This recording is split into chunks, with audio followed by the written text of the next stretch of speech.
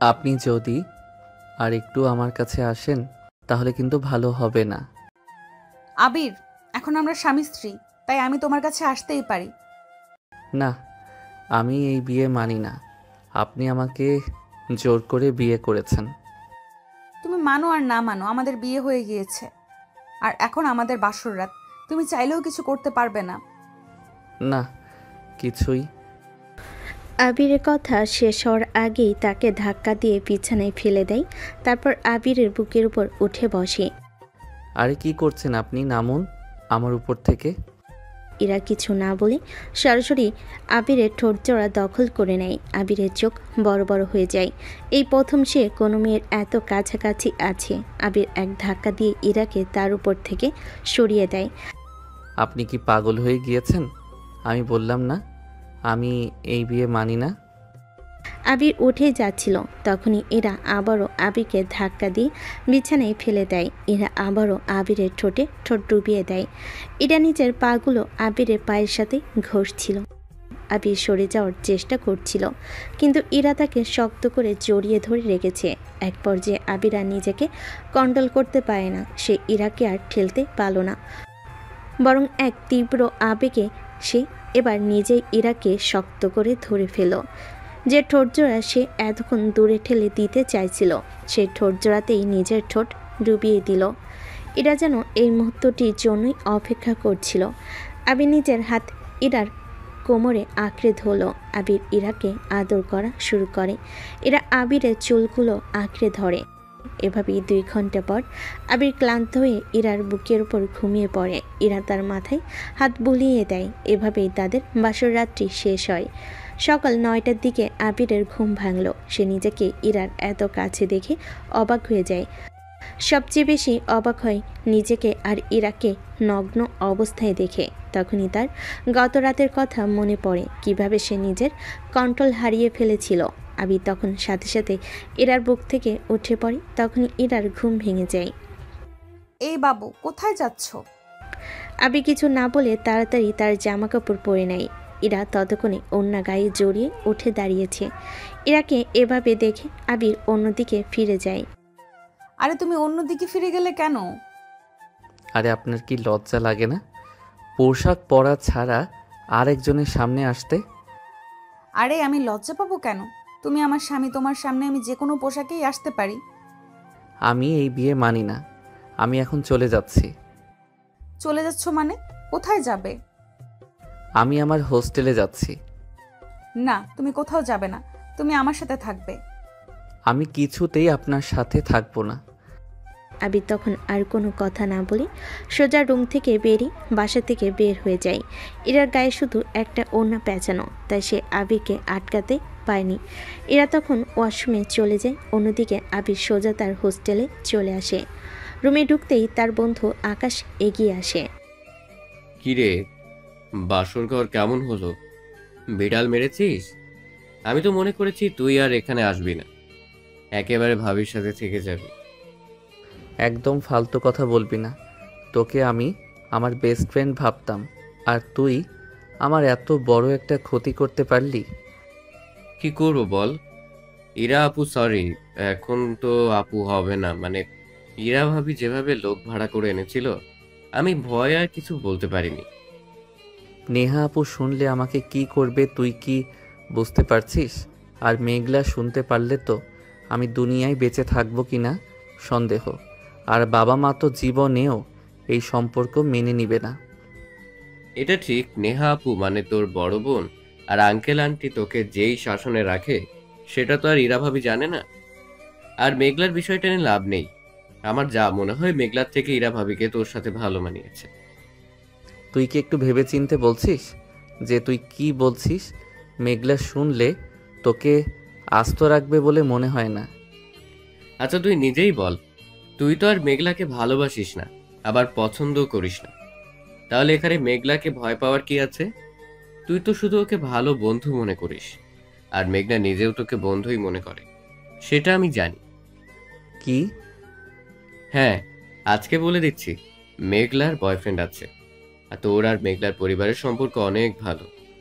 তোরা একসাথে বড় হয়েছিস, তাই তারা তোকে আর মেঘলাকে বিয়ে দিবে ভেবেছে, সেটা তো তুই জানিসই। আর সেই কারণে মেঘলা সবার সামনে তোর সাথে একটু ওইরকম করে, এমনিতে সে তোকে শুধু বন্ধুই ভাবে।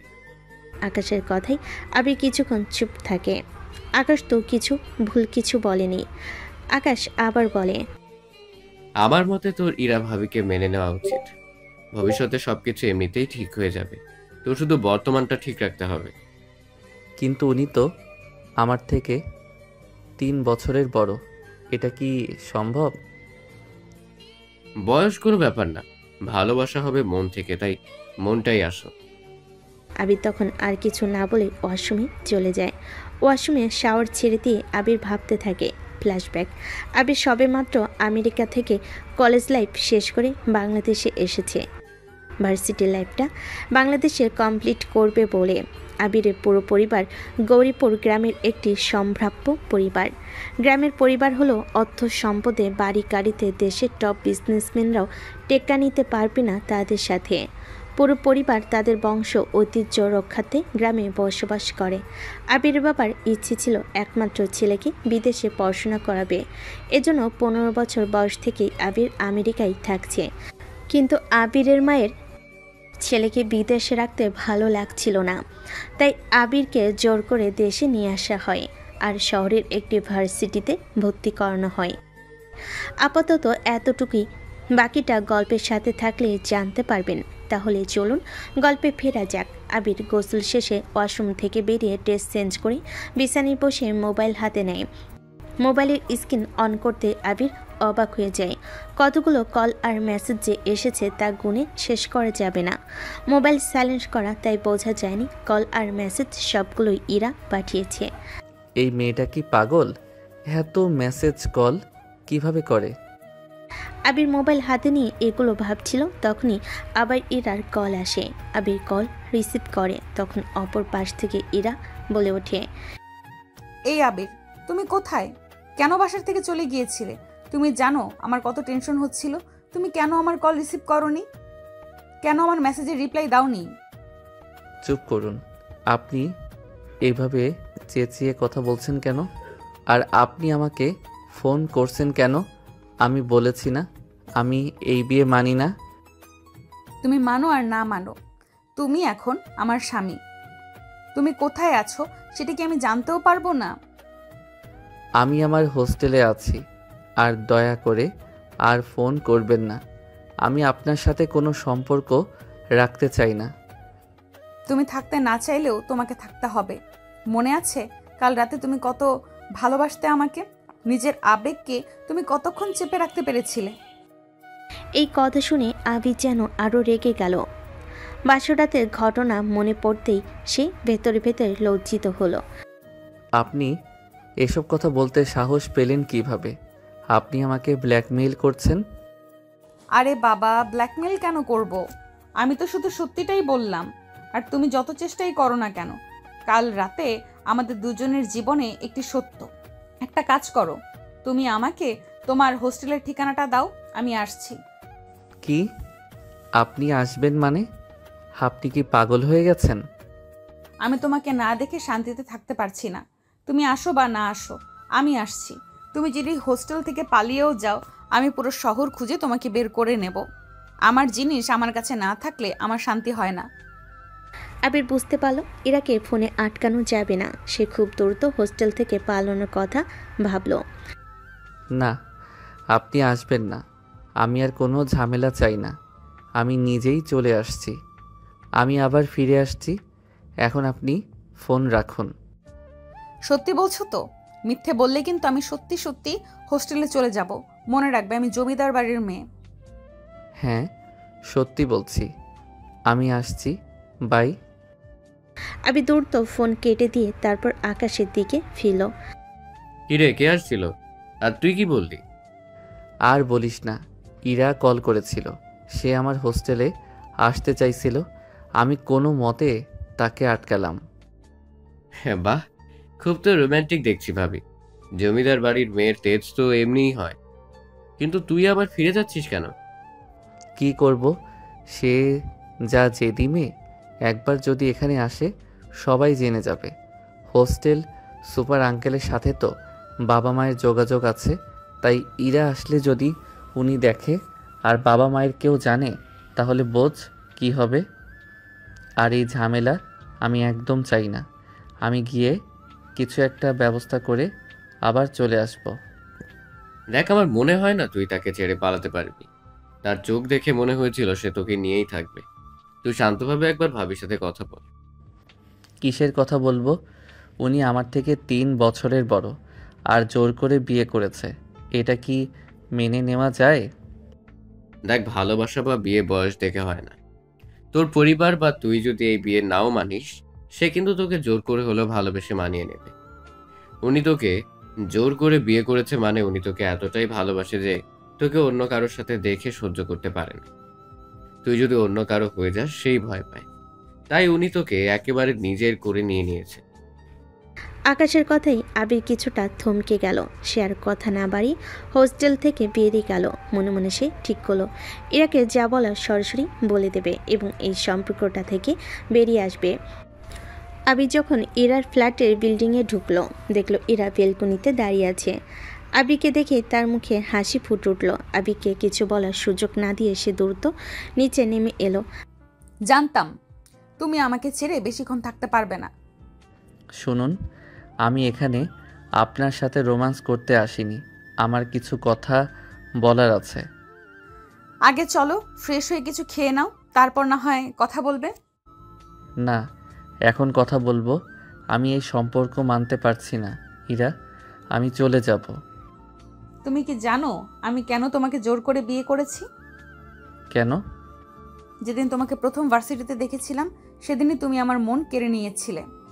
ভার্সিটিতে অনেক ছেলেই প্রপোজ করেছে, অনেক ছেলেকেই দেখেছি, কিন্তু তুমি আমার মনটা কেড়ে নিয়েছো। সেটা অন্য কেউ করতে পারেনি। আবির এবার থমকে গেল। জমিদার বাড়ির মেয়ের এমন স্বীকারোক্তি তাকে হতবাক করে দিল। ইরা তখন আবিরের হাত ধরে টানতে টানতে সিঁড়ির দিকে নিয়ে যেতে শুরু করলো। তারপর ইরার ফ্ল্যাটে গিয়ে ইরা দরজা বন্ধ করে দেয়। তারপর আবিরকে তার রুমে নিয়ে গিয়ে ওয়াশরুমে পাঠিয়ে দেয়। তুমি ফ্রেশ হয়ে আসো, আমি খাবার দিচ্ছি। আবির আর কিছু না বলে ওয়াশরুমে চলে যায়। আর ইরা ডাইনিং রুমে এসে দুপুরে খাবার টেবিলে সাজাচ্ছিল। তাহলে চলুন এই ফাঁকে ইরার একটু পরিচয় দিয়ে আসি। গাকতলা গ্রামের জমিদার বাড়ির বড় ছেলের একমাত্র মেয়ে হচ্ছে ইরা। গ্রামের লাইফ তার কাছে তেমন ভালো লাগে না, তাই গ্রামে পড়াশোনার সুন্দর ব্যবস্থা না থাকায় আমাদের ইরা শহরে পড়াশোনা করে। আর এখানে ইরার বাবা ইরার জন্য একটি ফ্ল্যাট কিনেছেন, যেন মেয়েকে কোনো হোস্টেলে না থাকতে হয়। ইরার ফ্ল্যাটে ইরা একাই থাকে। আপাতত এতটুকুই থাক, তাহলে চলুন গল্পে ফেরা যাক।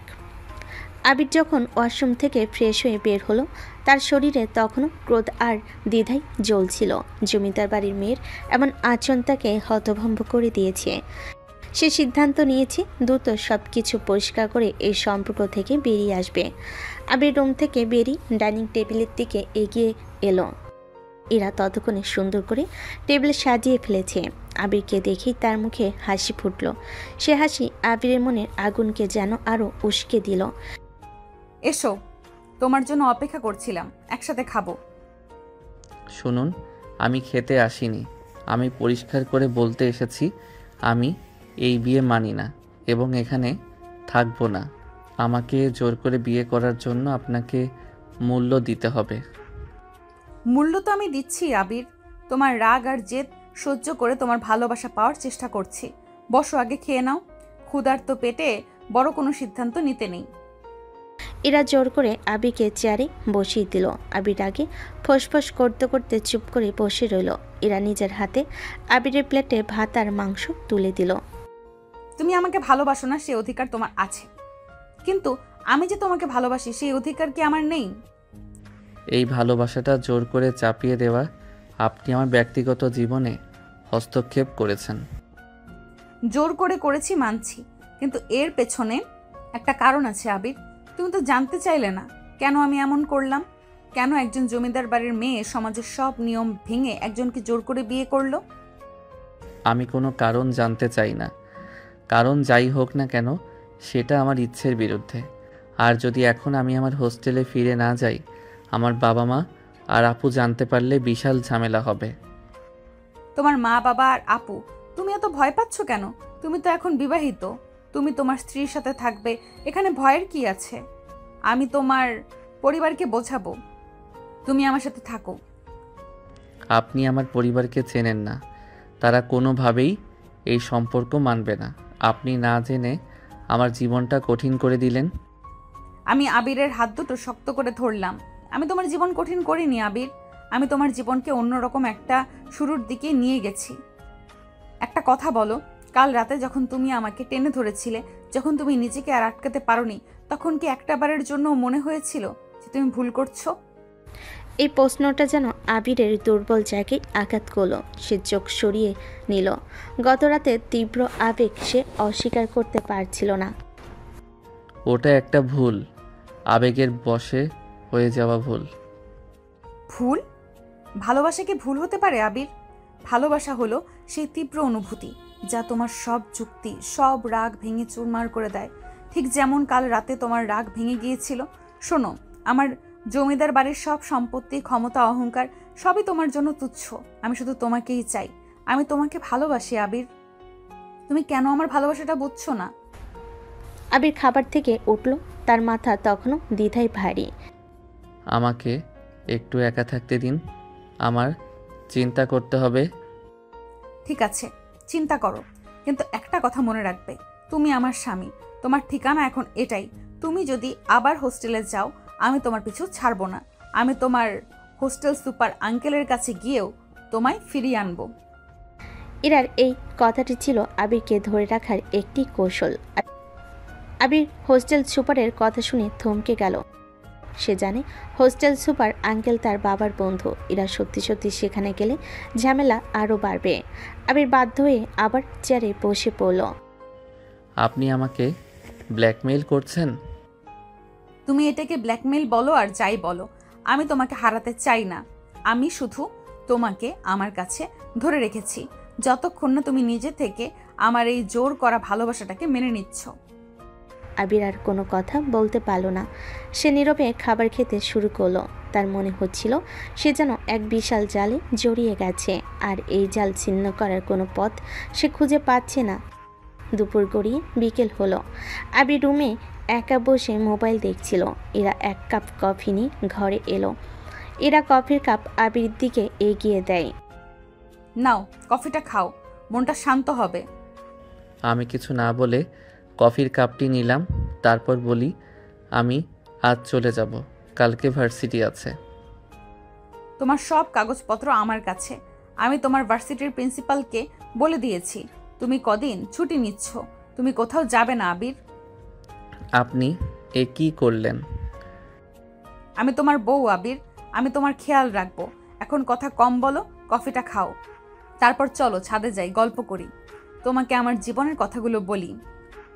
আবির বুঝল এই মেয়েকে হার মানানো সহজ নয়। সে এবার কৌশলে পরিস্থিতি সামলানোর কথা ভাবল। ঠিক আছে, কিন্তু ছাদে যাওয়ার আগে আমার একটা জিনিস জানতে হবে। আপনি ঠিক কবে থেকে আমাকে ভালোবাসেন? যেদিন তোমাকে প্রথম ভার্সিটিতে দেখেছিলাম সেদিন থেকে। আর সেই দেখাটা কি ছিল তা শুনলে তুমি আরো অবাক হবে।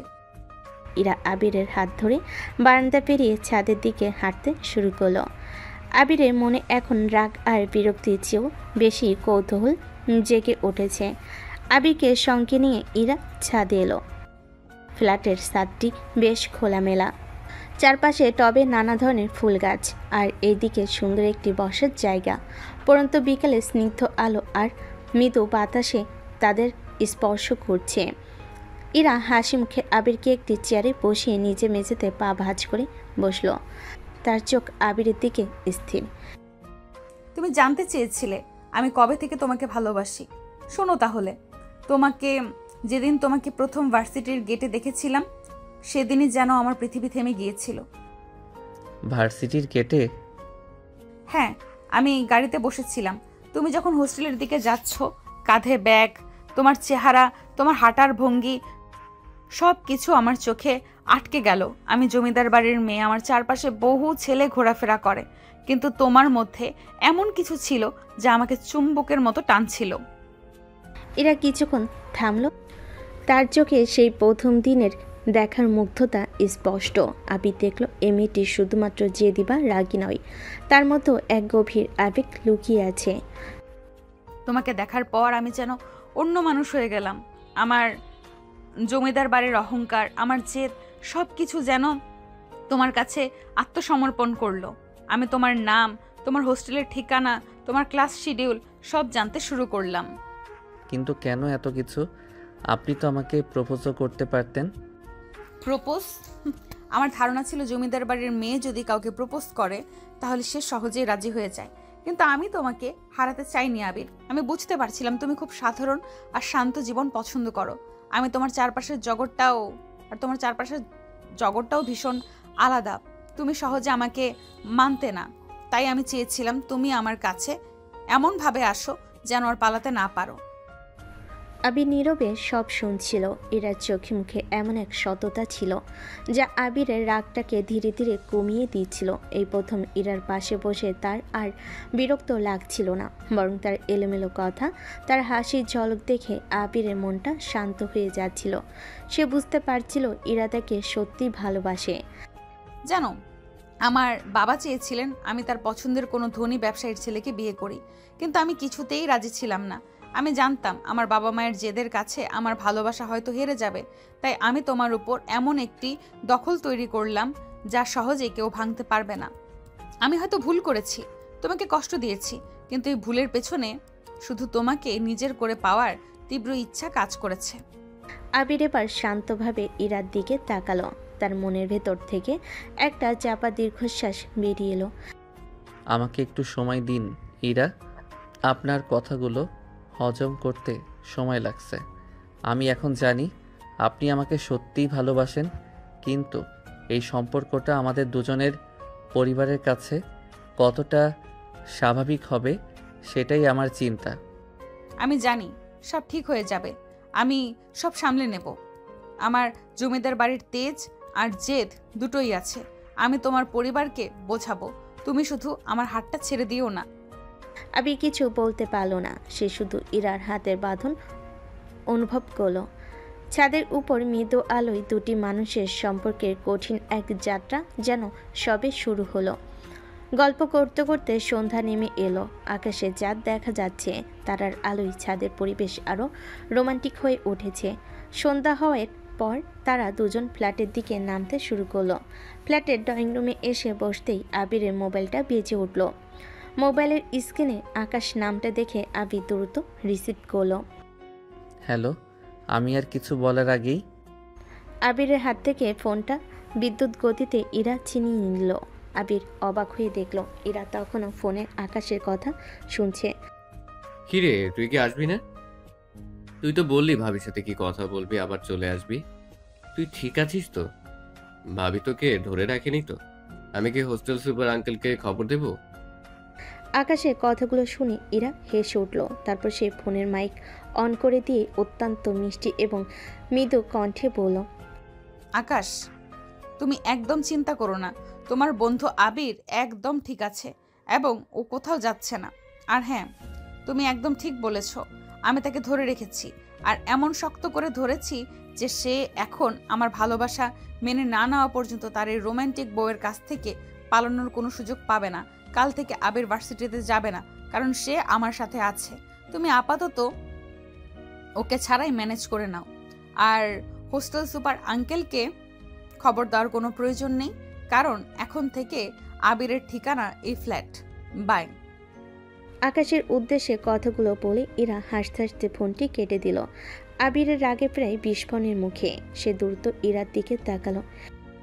এটা কি করলেন আপনি? এসব কথা আকাশকে কেন বললেন?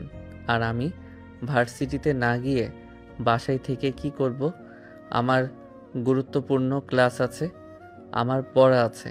আপনি মজা করছেন আমার জীবন নিয়ে।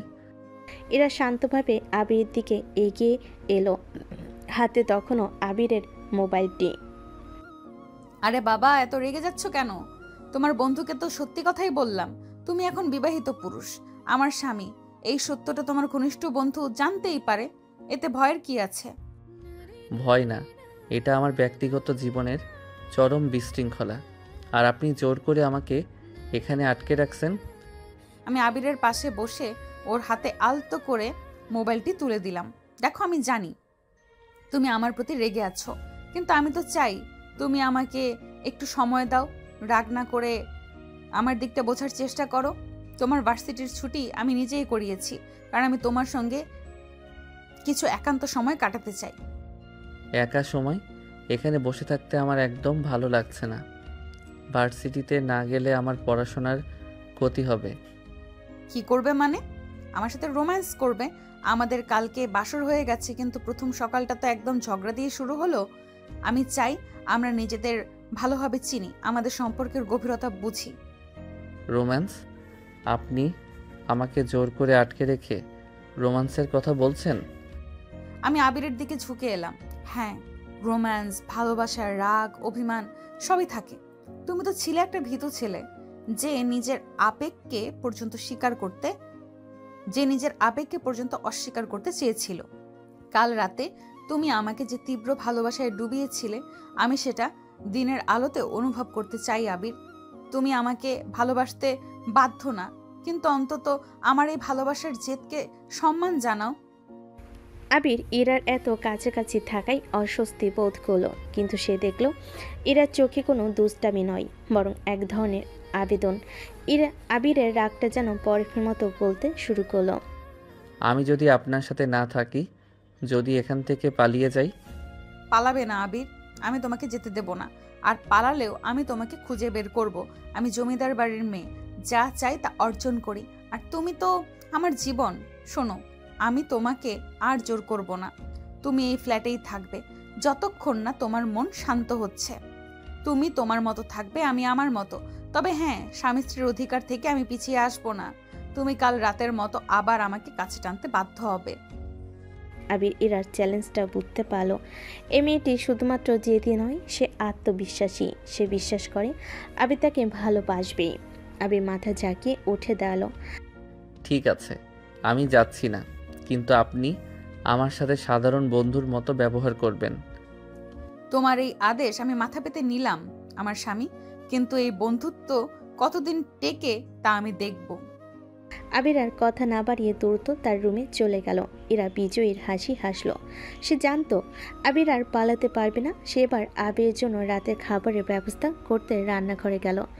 এদিকে হোস্টেলের আকাশ ফোন কেটে যাওয়ার পর হতভম্ব হয়ে বসে রইল। সে বুঝতে পারল আবির সত্যি এক বিরাট বিপদে পড়েছে। এই মেয়েটা দেখি পাগলের মতো আবিরকে ধরে রেখেছে। এখন কি হবে? আবিরের পরিবার, বিশেষ করে নেহা আপু যদি জানতে পারেন, তাহলে তো ভয়ঙ্কর পরিস্থিতি হবে।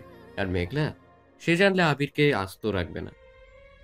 আকাশ এবার দ্রুত মেঘলাকে ফোন করার কথা ভাবলো। মেঘলাই হয়তো এই পরিস্থিতিতে আবিরকে বাঁচাতে পারবে। কিন্তু তখনই তার মনে পড়ল আবির আর মেঘলার সম্পর্কের সত্যটা। মেঘলা তো আবিরকে ভালোবাসে না, সে শুধু বন্ধুর মতো মিশে। না, মেঘলাকে বলে লাভ নেই। তার চেয়ে ভালো আমি নিজেই একবার ভাবিকে ফোন করে বোঝার চেষ্টা করি। না, ভাবি খুব ভয়ঙ্কর। আকাশ চিন্তায় অস্থির হয়ে উঠল। আর তার একমাত্র উপায় হলো আগামীকাল সকালে ইরার ফ্ল্যাটে যাওয়া। সে স্থির করলো কাল সে আবিরকে যে কোনো মূল্যে উদ্ধার করবে। রাত প্রায় 10টা। আবির ঘরে মন খারাপ করে বসে আছে। দরজা ঠেলে ইরা ভিতরে এলো, হাতে রাতের খাবার। ডিনার করতে আসোনি কেন? মন খারাপ? আমার খেতে ইচ্ছে করছে না। আমার স্বামীকে না খেয়ে থাকতে দেব না। এসো, আমি খাইয়ে দিচ্ছি। ইরা জোর করে আবিরকে টেনে নিয়ে গেল না, বরং তার পাশে বসলো। নিজের হাতে খাবারের প্লেট নিয়ে আবিরের মুখের সামনে ধরল। নাও, হা করো প্লিজ। আমার উপর রাগ করে নিজের শরীর নষ্ট করো না।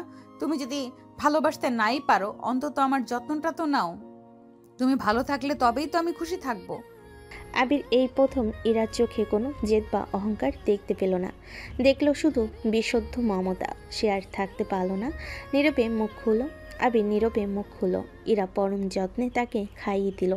আবির লক্ষ্য করলো ইরা খাবারের চেয়ে বেশি মনোযোগ দিচ্ছে আবিরের দিকে। আবিরের ইরার সঙ্গে থাকতে ভালো লাগছিল, কিন্তু সে তা প্রকাশ করলো না। খাবার শেষে আবির আর মাথা নিচু করে থাকতে পারল না। সে দেখলো ইরা তখনও তার দিকে তাকিয়ে আছে, চোখে এক অদ্ভুত আলো। আপনি এমন কেন ইরা? এত জেদ কেন আপনার মধ্যে? আমি হালকা হেসে আবিরের হাত ধরলাম। আমার সব জেদ শুধু তোমার জন্য আবির, কারণ আমার কাছে তুমিই সব। এসো। ইরা আবিরের হাত ধরে তাকে রুমের দিকে টেনে নিয়ে গেল। রুমে ঢুকেই ইরা দরজাটা বন্ধ করে দিল। আবিরের সমস্ত প্রতিরোধ যেন মুহূর্তের জন্য স্তব্ধ হয়ে গেল। সে দাঁড়িয়ে রইল, কি করবে বুঝতে না পেরে। তুমি আমাকে জোর করে বিয়ে করার অভিযোগ এনেছিলে আবির। এখন আমি আমার সম্পর্কে স্বামী স্ত্রীর অধিকারটাও জোর করেই বুঝে নেব। তুমি আমাকে ভালোবাসতে বাধ্য না, কিন্তু আমাকে দূরে সরিয়ে দেওয়ার অধিকারও তোমার নেই। আবির কিছু বলার সুযোগ পেল না। ইরা বিদ্যুৎ গতিতে আবিরের দিকে এগিয়ে গেল। আবির সরে যাওয়ার চেষ্টা করার আগেই ইরা তাকে শক্ত করে জড়িয়ে ধরল। আবির তার নীরব প্রতিবাদ জানালো, কিন্তু ইরা সেই প্রতিবাদ গ্রাহ্য করল না। আপনি এটা কি করছেন? আমি বললাম না। আবিরের কথা শেষ হলো না। ইরা তার ঠোঁটে নিজের ঠোঁট ডুবিয়ে দিল। আজকের চুম্বন ছিল শুধু ইরার জেদ আর অধিকারের তীব্র বহিঃপ্রকাশ। আবির সরে যেতে চাইল, কিন্তু ইরা তাকে আরও শক্ত করে ধরে রাখল। ইরা আবিরকে পেছন দিকে ঠেলে দিয়ে বিছানায় শুয়ে দিল। আবির বাধ্য হয়ে চোখ বন্ধ করল। ইরা তারপর ঝুঁকে এসে আবিরের দ্বিধা ও নীরবতা উপেক্ষা করে নিজের ভালোবাসার উষ্ণতা ঢেলে দিল। আবির আর নিজেকে নিয়ন্ত্রণ রাখতে পারল না। সে ইরাকে ঠেলতে পারল না, কিন্তু সে নিজেও কোনো আগ্রহ দেখালো না। ইরা নিজের ইচ্ছে মতো আবিরের শরীর জুড়ে তার অধিকার প্রতিষ্ঠা করতে লাগলো। এরা যেন কাল রাতের আবিরকে জাগিয়ে তুলছিল। তার উষ্ণতা, তার তীব্রতা এমন ছিল যে আবির কেবল নীরব দর্শক হয়ে রইল। এরা আবিরের চুলগুলো মুঠি করে ধরে তাকে আরও গভীরে টেনে নিল। তাদের উষ্ণ শ্বাস প্রশ্বাসের শব্দে ঘরটা ভরে উঠল।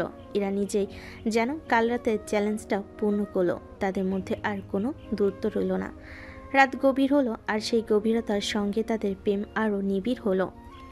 সারাত ধরে ইরা নিজেই আবিরকে ভালোবাসার উষ্ণতায় জড়িয়ে রাখলো। আবির নীরব থাকলেও তার শরীরের কোনো ক্লান্তি এলো না, বরং এক গভীর প্রশান্তি খুঁজে পেল। সকাল হলো। আবির ঘুম ভাঙার পর অবাক হয়ে দেখল ইরা তার দিকে অপলক দৃষ্টিতে তাকিয়ে আছে। ইরার চোখে রাজ্যের মুগ্ধতা। কি দেখছেন? আমার বাবুটাকে দেখছি, যে কাল রাতে আমার সব অভিযোগ ভুল প্রমাণ করে দিয়েছে। আমি তো চেয়েছিলাম আপনাকে বন্ধু মানতে, কিন্তু আপনি তো আমাকে সেই সুযোগ দিলেন না।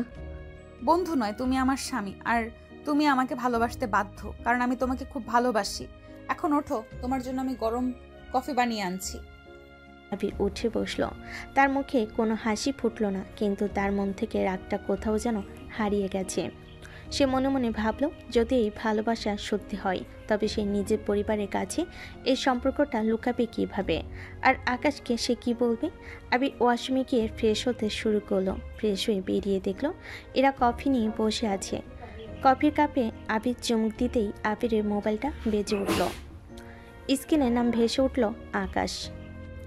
আকাশ?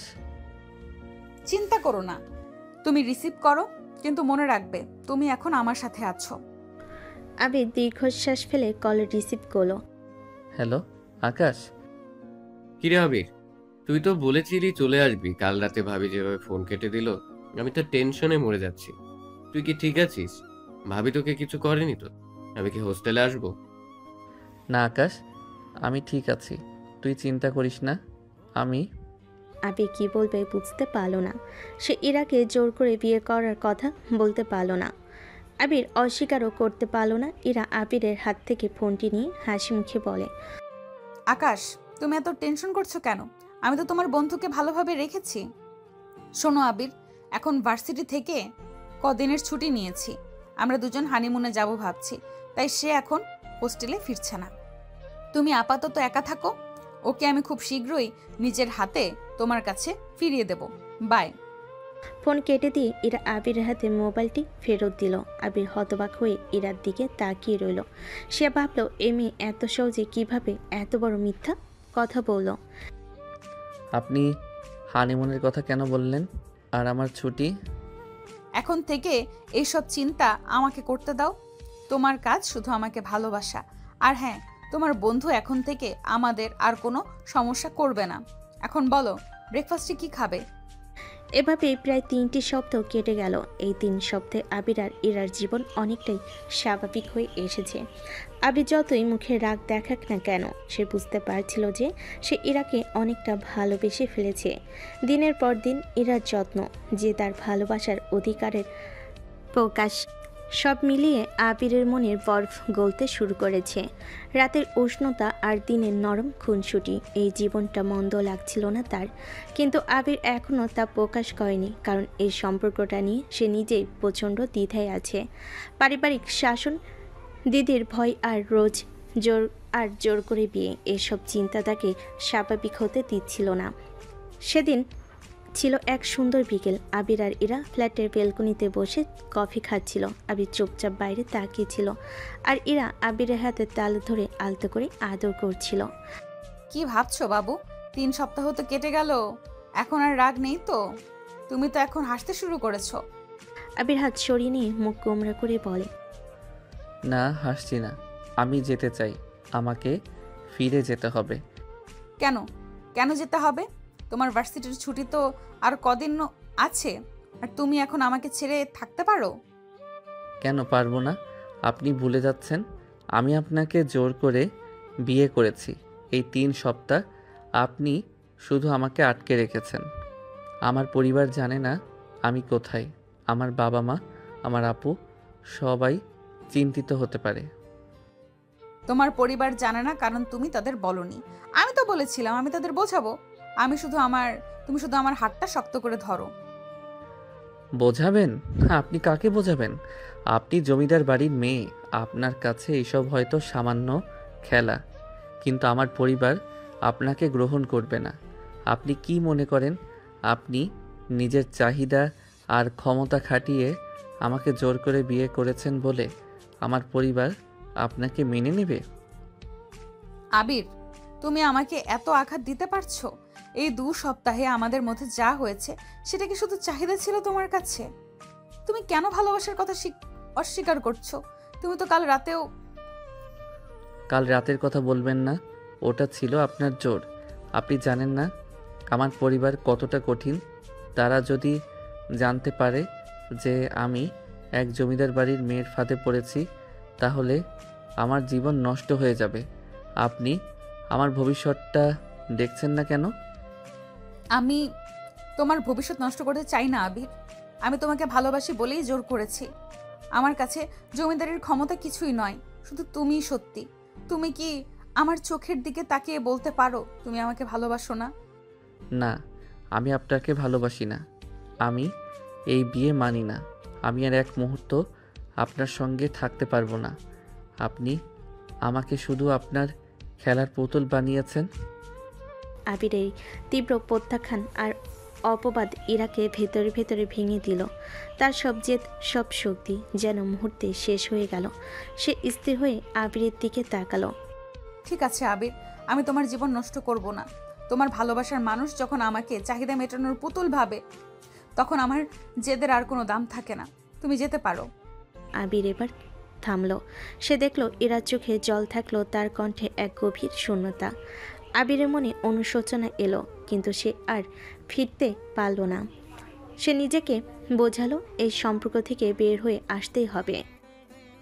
আমি যাচ্ছি। আবির দ্রুত নিজের জামাকাপড় গুছিয়ে নিল। দ্রুত ফ্ল্যাটের দরজা খুলে সে বাইরে বেরিয়ে গেল। আবির চলে যাওয়ার পর ইরা সেখানেই বেলকনির মেঝেতে বসে পড়ল। তার সমস্ত জেদ, অহংকার আর শক্তি যেন কর্পূরের মতো উবে গেল। তার চোখ দিয়ে অনবরত জল ঝরছিল। তার ভালোবাসার মানুষটি তাকে এত কঠিন কথা বলে গেল। আমার এই জেদটাই আমাকে শেষ করে দিল। আমি শুধু চেয়েছিলাম তোমাকে নিজের করে পেতে। আবির দ্রুত পায়ে হোস্টেলের দিকে হাঁটছিল। হোস্টেলের কাছাকাছি আসতেই তার মনে এক তীব্র শূন্যতা অনুভব হলো, কিন্তু সে নিজেকে বোঝালো সে ঠিক করেছে। আবির হোস্টেলে ফিরে এলো, কিন্তু তার মনের শান্তি কোথাও যেন ইরার ফ্ল্যাটে ফেলে এসেছে। আবির যখন হোস্টেলের মূল ফটক দিয়ে ভেতরে ঢুকলো, তখন তার শরীর ক্লান্তিতে ভেঙে পড়ছিল, কিন্তু মন ছিল এক তীব্র শূন্যতায় ভরা। সে দ্রুত পায়ে সিঁড়ি ভেঙে দোতলায় তার রুমে পৌঁছালো। রুমের দরজা ঠেলে ভেতরে ঢুকতেই আবির দেখলো আকাশ বিছানায় বসে ল্যাপটপে কিছু দেখছে।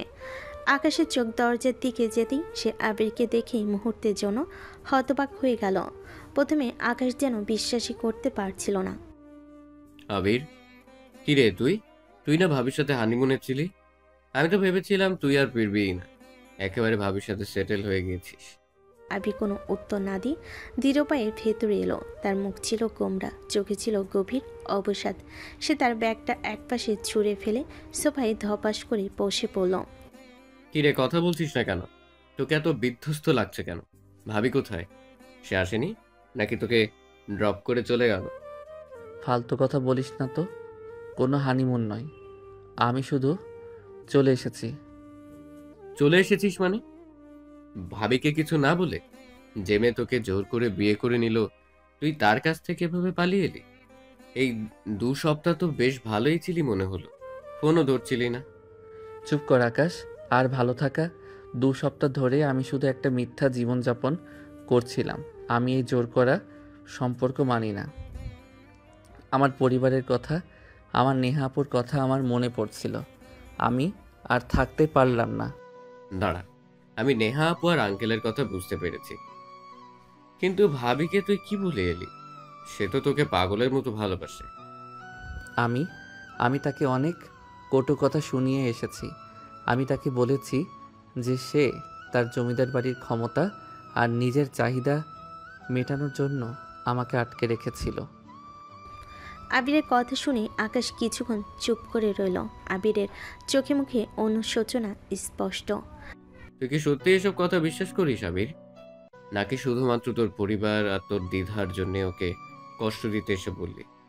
তোর নেহা আপুর শাসনের ভয়ে তুই এই কাজ করলি? চুপ কর আকাশ। তুই কি জানিস? তুই দেখিসনি আমার নেহা আপুর শাসন? এই বিয়ে কোনোদিনও আমাদের পরিবার মানবে না। আমি কেন একটা মিথ্যা সম্পর্কে জড়িয়ে আমার ভবিষ্যৎ নষ্ট করব? তুই মিথ্যে বলছিস আবির। তোর চোখে শূন্যতা, তোর চেহারায় কোনো শান্তি নেই। এই 2 সপ্তাহে তুই ওকে ভালোবেসে ফেলেছিলি, তাই না? নইলে ওকে এত সহজে আঘাত করার কথা তোর মুখ দিয়ে বের হতো না। তুই শুধু নিজের ভেতরের টানটা অস্বীকার করতে চাইছিস। আমি ওর সাথে ছিলাম শুধু বাধ্য হয়ে। এখন আর কোনো কথা নয়, আমি ফ্রেশ হতে যাচ্ছি। আবির আকাশের চোখে চোখ মেলাতে পারল না। সে দ্রুত ওয়াশরুমের দিকে পা বাড়ালো। আকাশ হতাশ হয়ে পেছনে চেয়ে রইল। সে বুঝতে পারল আবির শুধু ইরার কাছ থেকে নয়, বরং নিজের মন থেকেই পালিয়ে এসেছে। একদিকে জমিদার বাড়ির জেদিমে আর অন্যদিকে ভীতু দ্বিধাগ্রস্ত আবির। এই যুদ্ধে কে জিতবে? আর ভাবি, এত অপমান পাওয়ার পর সে কি চুপ থাকবে? হোস্টেলে ফিরে আসার পর আবির সারাদিন রুমে নিজেকে আটকে রাখলো। তার মনটা ছিল ভারাক্লান্ত। সে জানে সে ইরাকে অনেক কঠিন কথা বলে এসেছে।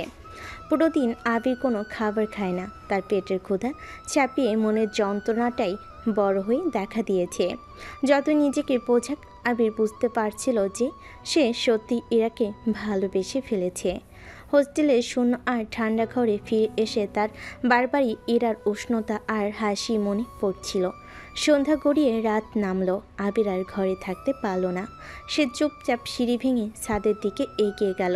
রাতের আবছা আলোয় আবির হোস্টেলের ছাদে এসে রেলিং ধরে দাঁড়ালো। তার চোখ দূরে তারাবিহীন আকাশের দিকে স্থির, কিন্তু মন ডুবে আছে অনুশোচনায়। তখনই আবির অনুভব করল তার কাঁধের উপর পরিচিত একটি হাতের স্পর্শ। আকাশ এসে আবিরের কাঁধে হাত রাখে। আবির কিছু বলল না, শুধু গভীর একটা শ্বাস নিল। জানতাম তুই এখানেই থাকবি। হুম। সারাদিন কিচ্ছু খাসনি তাই না? শরীরটাকে কষ্ট দিচ্ছিস কেন? যা হবার হয়ে গেছে। আমি আমি ঠিক করিনি আকাশ। ওকে এত কঠিন কথা বলা উচিত হয়নি আমার। সেটা তো উচিত হয়নি বটেই। তোর রাগ আর তোর ফ্যামিলির ভয় দুটোই তোর মুখ দিয়ে ভুল কথাগুলো বলিয়ে দিয়েছে। কিন্তু তুই যতই না বলিস না কেন, আমি জানি তুই ইরা ভাবিকে ভালোবাসিস। এই 2 সপ্তাহে তোদের মধ্যে যা হয়েছে সেটা কি কেবলই জোর ছিল? যদি জোর হতো তাহলে তুই আজ এত কষ্ট পেতিস না। হয়তো হয়তো তখন রাগের মাথায় একটু বেশি বলে ফেলেছি। একটু নয়, অনেকটাই বেশি বলে ফেলেছিস। আর একটা কথা শোন, তোর আপু বা আঙ্কেলের ভয় এক জায়গায়, আর তোর নিজের ভালোবাসা আর এক জায়গায়। জীবনটা তোর, সিদ্ধান্ত তোকেও নিতে হবে। এই মুহূর্তে তোর কি করা উচিত বলতো? আমার আমার ওকে দেখতে ইচ্ছে করছে। আমি ওকে অনেক কষ্ট দিয়েছি, তাহলে কিন্তু ও কি আমাকে ক্ষমা করবে এত অপমানের পর? ক্ষমা করে নাকি না করে সেটা কালকেই দেখা যাবে। তোর কাজ হলো ক্ষমা চাওয়া, নিজের ভুল স্বীকার করা। মনে রাখিস, ভালোবাসা থাকলে মানুষ ক্ষমা করতে পারে, জমিদার বাড়ির মেয়ে হতে পারে, কিন্তু ওর মনটা অনেক নরম। আর হ্যাঁ, তুই একা যাবি না, আমিও যাব তোর সাথে। বন্ধুর বিপদে পাশে থাকতেই তো বন্ধুত্ব। আবির আকাশের দিকে তাকালো, তার চোখে কৃতজ্ঞতা। আকাশ তার সেরা বন্ধু। কালকের ভোরের আলোয় আবিরকে তার জীবনের সবচেয়ে বড় চ্যালেঞ্জের মুখোমুখি হতে হবে, নিজের ভালোবাসা আর ভুলের কাছে ক্ষমা চাওয়া। চল রুমে চল, খুব খিদে পেয়েছে। এই তো চাই। চল, কাল সকালে আমরা ভাবির ফ্ল্যাটে যাব। পরের দিন সকাল। আবির আর এক মুহূর্ত অপেক্ষা করতে পারল না। সে ভোরের প্রথম আলোতেই ঘুম থেকে উঠে পড়ল। তার চোখে অনুশোচনা এবং ইরাকে ফিরে পাওয়ার তীব্র আকাঙ্ক্ষা। আকাশ তখনও ঘুমে আচ্ছন্ন ছিল। আবির তাকে ধাক্কা দিয়ে তুলে দ্রুত প্রস্তুত হতে বলল, ওঠ আকাশ, দেরি করিস না, আমরা এখনই যাব। আরে বাবা, এত সকালে? নাস্তাটা তো করে নে, কাল তো সারাদিন খাসনি। পরে হবে, আমার আর এক মুহূর্ত দেরি সহ্য হচ্ছে না। চল তাড়াতাড়ি। ঘুম থেকে উঠে আবির তাড়াতাড়ি রেডি হয়ে নাস্তা না করেই আকাশকে নিয়ে বেরিয়ে পড়ল ইরার বাড়ির উদ্দেশ্যে। আবিরের সমস্ত চিন্তা ছিল শুধু ইরাকে নিয়ে। সে জানে সে তাকে কতটা কষ্ট দিয়েছে। ক্ষমা চাইতে হবে, সব দ্বিধা দূর করতে হবে। হোস্টেল থেকে বেরিয়ে তারা দ্রুত একটি ট্যাক্সি নিল। আবিরের অস্থিরতা দেখে আকাশ তাকে শান্ত করবার চেষ্টা করছিল। শান্ত হ আবির, তুই যখন নিজের ভুল বুঝতে পেরেছিস তখন সব ঠিক হয়ে যাবে। দেখবি ভাবি তোকে ক্ষমা করে দেবে। জানি না আকাশ, আমি ওকে যা বলেছি ও খুব কষ্ট পেয়েছে। কিছুক্ষণের মধ্যেই তারা ইরার ফ্ল্যাটের নিচে পৌঁছে যায়। আবার ট্যাক্সি থেকে নেমে দ্রুত ফ্ল্যাটের প্রবেশপথের দিকে ছুটল। আকাশ পেছনে পেছনে দৌড়াচ্ছিল। আরে আস্তে, এত দৌড়চ্ছিস কেন? সিঁড়ি দিয়ে তো যেতে হবে। আবির আর কোনো কথা না শুনে দ্রুত সিঁড়ি বেয়ে উপরে উঠল। তার হৃৎপিণ্ড দ্রুত তালে ধুকপুক করছিল। অবশেষে তারা ফ্ল্যাটের দরজার সামনে পৌঁছালো, কিন্তু ইরার ফ্ল্যাটের সামনে এসে আবির যেন থমকে যায়। দরজায় তালা ঝুলছে। এক গভীর নীরবতা যেন ফ্ল্যাটটিকে গ্রাস করে আছে। কিরে, তালা কেন? তালা? তালা কেন থাকবে? ও কোথায় গেল? হয়তো কোথাও গেছে, বাজার বা অন্য কোথাও। না আকাশ, ও রাগ করে কোথাও গেলে আমাকে না জানিয়ে যাবে না, আর গেলেও দরজায় তালা দেবে না। ও তো একা থাকে। আবি দ্রুত দরজায় কড়া নাড়ল, তারপর দরজার হাতল ধরে দেখল তালাটা বাইরে থেকে লাগানো। আবিরের বুকের ভেতরটা যেন মুহূর্তেই শূন্য হয়ে গেল। সে বুঝতে পারল এরা অভিমান করে অপমানিত হয়ে চলে গেছে। ও চলে গেছে আমার জন্য। আমি ওকে যা বলে এসেছি তার জন্য ও চলে গেছে। শান্ত হ আবির, এত ভেঙে পড়িস না। আমরা আশেপাশের ফ্ল্যাটগুলোতে জিজ্ঞাসা করতে পারি, বা হয়তো ফ্ল্যাটের মালিকের কাছে খবর থাকতে পারে। ও আমার উপর এত অভিমান করেছে যে আমাকে ক্ষমা করার সুযোগটুকু দিল না। আবিরের চোখে জল দেখা দিল। সে বুঝতে পারল তার এক মুহূর্তের রাগ আর দ্বিধা তাকে কত বড় ভুল করিয়ে দিয়েছে। জমিদার বাড়ির মেয়ে যে নিজের সব জেদ উপেক্ষা করে শুধু তাকে ভালোবেসেছিল, যে আজ তার অপমান সইতে না পেরে নির্দেশ হয়ে গেল। ফ্ল্যাটের দরজায় তালা ঝুলতে দেখে আবিরের সমস্ত আশা ভেঙে চুরমার হয়ে যায়। অনুশোচনা তাকে গ্রাস করে। সে আর সেখানে দাঁড়িয়ে থাকতে পারল না। আবির আর আকাশ দুজনেই উদাস মনে নিচে যায়। তার ফ্ল্যাটের গেট দিয়ে বেরোতে যাবে, তখনই দারোয়ান তাদের ডাক দেয়। শুনুন, আপনারা একটু দাঁড়ান। আবির আর আকাশ থমকে দেয়। আপনারা কি আবির বা অন্য কেউ, মানে ইরা ম্যাডামের পরিচিত? হ্যাঁ, আমি আবির। কেন, আপনি কিছু জানেন? দারোয়ান তখন তার পকেট থেকে ভাঁজ করা একটি কাগজ বের করে। এই নিন। কি এটা? ইরা ম্যাডাম কালকে সন্ধ্যায় ব্যাগ গুছিয়ে কোথায় যেন চলে গিয়েছেন। যাওয়ার সময় আমাকে এই কাগজটি দিয়ে গিয়েছেন আর বলেছেন আবির নামের কেউ আসলে এটা যেন তাকে দেই। উনি আরও বলেছেন যদি আপনি 2 সপ্তাহের মধ্যে আসেন তবেই যেন দিই। আবিরের হাত কাঁপছিল। 2 সপ্তাহের মধ্যে, এর মানে এরা তার আসার অপেক্ষায় ছিল। আবির দ্রুত সেই কাগজটি শক্ত করে ধরল। কি করব আমি আকাশ? ও কোথায় গেল? না স্যার, কিছু বলেননি, শুধু বলেছেন তিনি জরুরি পারিবারিক কাজে কোথাও যাচ্ছেন। আবির আর সেখানে এক মুহূর্ত দাঁড়ালো না। সে দারোয়ানকে কোনো ধন্যবাদ না জানিয়ে দ্রুত গেট পেরিয়ে বেরিয়ে গেল। আকাশ দ্রুত ট্যাক্সি ডাকলো। গাড়িতে উঠে আবির জানালার পাশে বসলো। সে কাগজটা খুলল। তার হাত কাঁপছিল, তার চোখে ভয়। আকাশ চিন্তিত মুখে তার দিকে তাকিয়েছিল। গাড়িতে উঠেই আবির কাগজটি খুলল। সেখানে ইরা লিখেছিল, আবির, তুমি আমাকে মুক্তি চেয়েছিলে, আমি তোমাকে মুক্তি দিলাম। আমার ভালোবাসা তোমার কাছে শুধু চাহিদা ছিল, আর আমার উপস্থিতি তোমার জীবনে বিশৃঙ্খলা। আমি সেই মিথ্যেটা আর বহন করতে পারলাম না। কাল রাতে তোমার বলা প্রতিটি শব্দ আমার মনকে টুকরো টুকরো করে দিয়েছে। আমি এখন যাচ্ছি।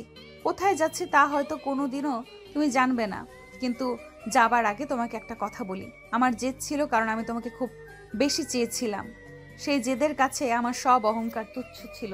তুমি সেই খাঁটি ভালোবাসার অপমান করেছো। তুমি যদি কখনো সত্যি আমাকে ভালোবেসে থাকো, তাহলে তুমি মুক্তি পেলেও তোমার মন মুক্তি পাবেন না। তুমি যখন নিজের সব ভয়, সব দ্বিধা কাটিয়ে উঠে দাঁড়াবে, যখন তোমার মন বলবে তুমি ইরাকে ছাড়া বাঁচবে না, তখন আমাকে খুঁজে বের করার চেষ্টা করো। খুঁজে না পেলে বুঝে নিব আমি একা তোমাকে ভালোবাসতাম। ভালো থেকো, আমার প্রথম এবং শেষ ভালোবাসা। ইতি, তোমার ঘৃণার পাত্রী।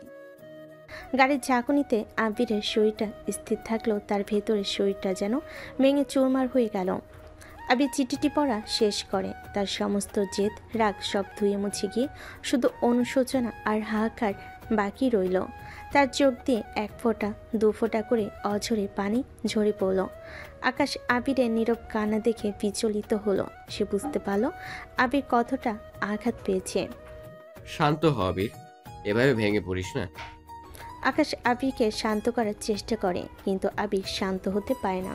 সে কেবল মাথা নিচু করে কাঁদতে থাকে। ইরা তাকে ক্ষমা করে দেওয়ার সুযোগটুকুও রাখলো না।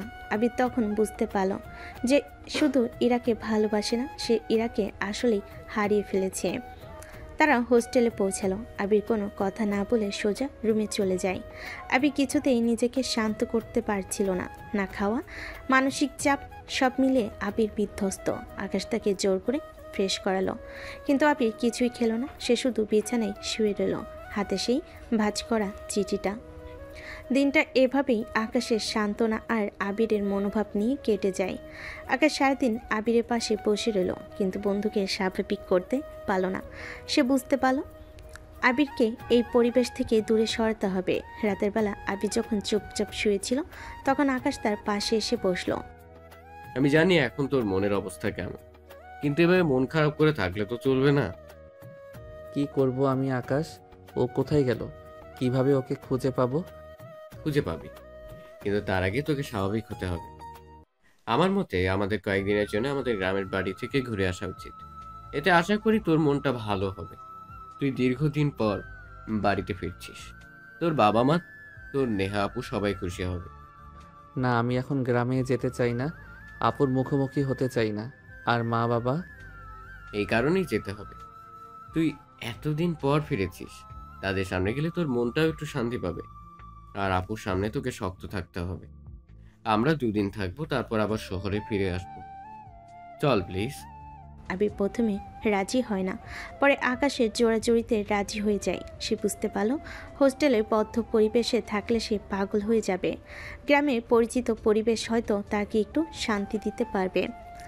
আকাশ দ্রুত বাসের টিকিট কেটে নিয়ে এলো। তারপর সেদিন রাতে বাসে করে তারা গৌরীপুরের উদ্দেশ্যে রওনা হয়।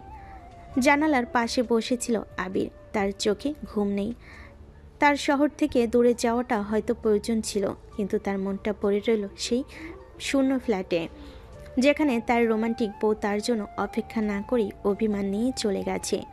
গৌরীপুর গ্রাম তার জন্মস্থান, সেখানে কি তার শান্তি অপেক্ষা করছে? বাসের সিটে বসে আবিরের চোখ বন্ধ ছিল। আবির বাসে বসে নিজের চোখ বুজে দীর্ঘশ্বাস ফেলে। তার মন তখনও এরা চিঠিতে পড়ে থাকা শব্দগুলোর মাঝে ঘুরপাক খাচ্ছে। একটি কথা আপনাদের বলেছি কিনা জানি না, সেটি হচ্ছে আকাশ কিন্তু আবিরের চাচাতো ভাই। তারা শহরের একই হোস্টেলে থাকে এবং ছোটবেলা থেকে গৌরীপুর গ্রামের একই বাড়িতে বড় হয়েছে। তাই তাদের মধ্যে শুধু বন্ধুত্ব নয়, রক্তের বাঁধনও ছিল। দীর্ঘ রাত পার করে সকাল 7টায় বাস এসে গন্তব্যে থাকে। গৌরীপুরের চিরচেনা সকালের মিষ্টি বাতাস আবিরের শরীর স্পর্শ করল। এই বাতাসে তার শৈশব কেটেছে। এরপর আবির আর আকাশ রিক্সা নিয়ে বাড়িতে পৌঁছাতে পৌঁছাতে 8টার মতো বেজে যায়। জমিদার বাড়ির মতো বিশাল সেই পৈতৃক ভিটা, যেখানে তাদের পুরো পরিবার একসাথে থাকে। বাড়িতে পৌঁছানো মাত্রই সবাই তাদেরকে দেখে অবাক হয়ে যায়, কারণ তারা কেউই বলে আসেনি। বাড়ির সামনের বারান্দায় আবিরের বাবা পত্রিকা পড়ছিলেন, আর নেহা হয়তো পূজার জোগাড় করছিলেন। সবাই থমকে গেল। মুহূর্তেই নীরবতা ভেঙে যায়। আবিরের মা আর আকাশের মা দৌড়ে এসে নিজেদের ছেলেদেরকে জড়িয়ে ধরে। আবিরের মা আবেগে আপ্লুত হয়ে গেলেন। তোরা তোরা হঠাৎ এত সকালে? একটা ফোনও তো করলি না। আমি যে কত চিন্তায়। হ্যাঁ রে আকাশ, কেমন আছিস বাবা? তোরা না জানিয়ে কেন এলি? আবিরের বাবা ফজলুল হক এগিয়ে আসেন। কি ব্যাপার, না জেনে হুট করে কেন আসা হলো? শরীর ঠিক আছে তো আবির? ভার্সিটি চলছে না? কি হয়েছে? নিশ্চয়ই কোনো ঝামেলা পাকিয়েছিস, তাই পালিয়ে এলি। 2 সপ্তাহ ধরে হোস্টেলে থাকিস আর না জানিয়ে চলে এলি? না নেহা আপু, কোনো ঝামেলা নয়। হোস্টেল ভালো লাগছিল না, তাই ভাবলাম কদিন বাড়ি থেকে ঘুরে যাই। হ্যাঁ ছোট আব্বু, শরীর খারাপ লাগছিল তাই ভাবলাম কদিন পরিবেশ পাল্টাই। আপনারা তো জানেনই শহরের দূষণ। শরীর খারাপ? 2 সপ্তাহ ধরে তোদের ফোনও পাওয়া যাচ্ছিল না। হোস্টেলের সুপার আঙ্কেলকেও জিজ্ঞেস করেছিলাম, তিনি বললেন তোরা কদিনের জন্য ভার্সিটির কাজে বাইরে গেছিস। আমি মনে মনে আকাশকে ধন্যবাদ দিলাম।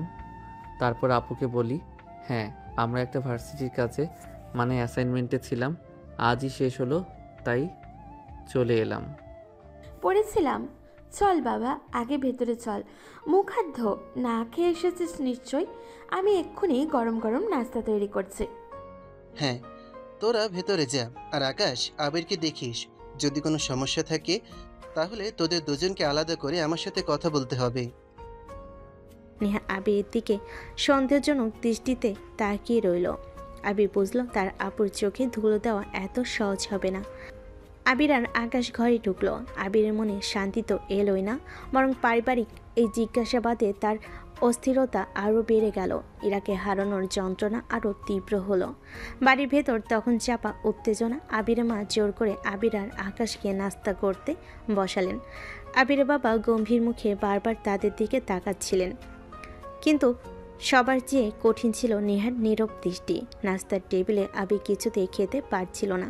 তার গলা দিয়ে খাবার নামছিল না। হাতে সে চিঠিটার স্পর্শ এখনও লেগে আছে। তার কানে বাজছে ইরার অভিমানী কণ্ঠস্বর। কি হয়েছে তোর? শহরে ভার্সিটিতে গিয়ে কি গ্রামের খাবার ভুলে গেলি? নাস্তা করছিস না কেন? না আপু, শরীরটা একটু ব্যাঁচ ব্যাঁচ করছে আর খিদে নেই। সত্যি বলতো, 2 সপ্তাহ আগে শরীর ঠিক ছিল, আর হঠাৎ করে কেন এমন হলো? হোস্টেল সুপার আঙ্কেল তোকে ভার্সিটির অ্যাসাইনমেন্টের কথা বললেও আমি জানি তুই বলছিস শরীর খারাপ। কোন মেয়ের পাল্লায় পড়েছিলি বল? আরে নেহা আপু, তুমিও না। ও এমনিতেই দুরাত বাসে জার্নি করেছে তাই ক্লান্ত, আর কোনো মেয়ের পাল্লায় পড়েনি। আমরা সত্যিই একটা বড় প্রজেক্টে ব্যস্ত ছিলাম। আকাশকে জিজ্ঞেস করছি না, আবির আবার চোখের দিকে তাকিয়ে বল, তুই কোনো ঝামেলায় জড়াসনি? বাবা তোকে বিদেশে পাঠিয়েছিলেন পড়াশোনা করতে, আর তুই শহরে গিয়ে যদি এসব শুরু করিস।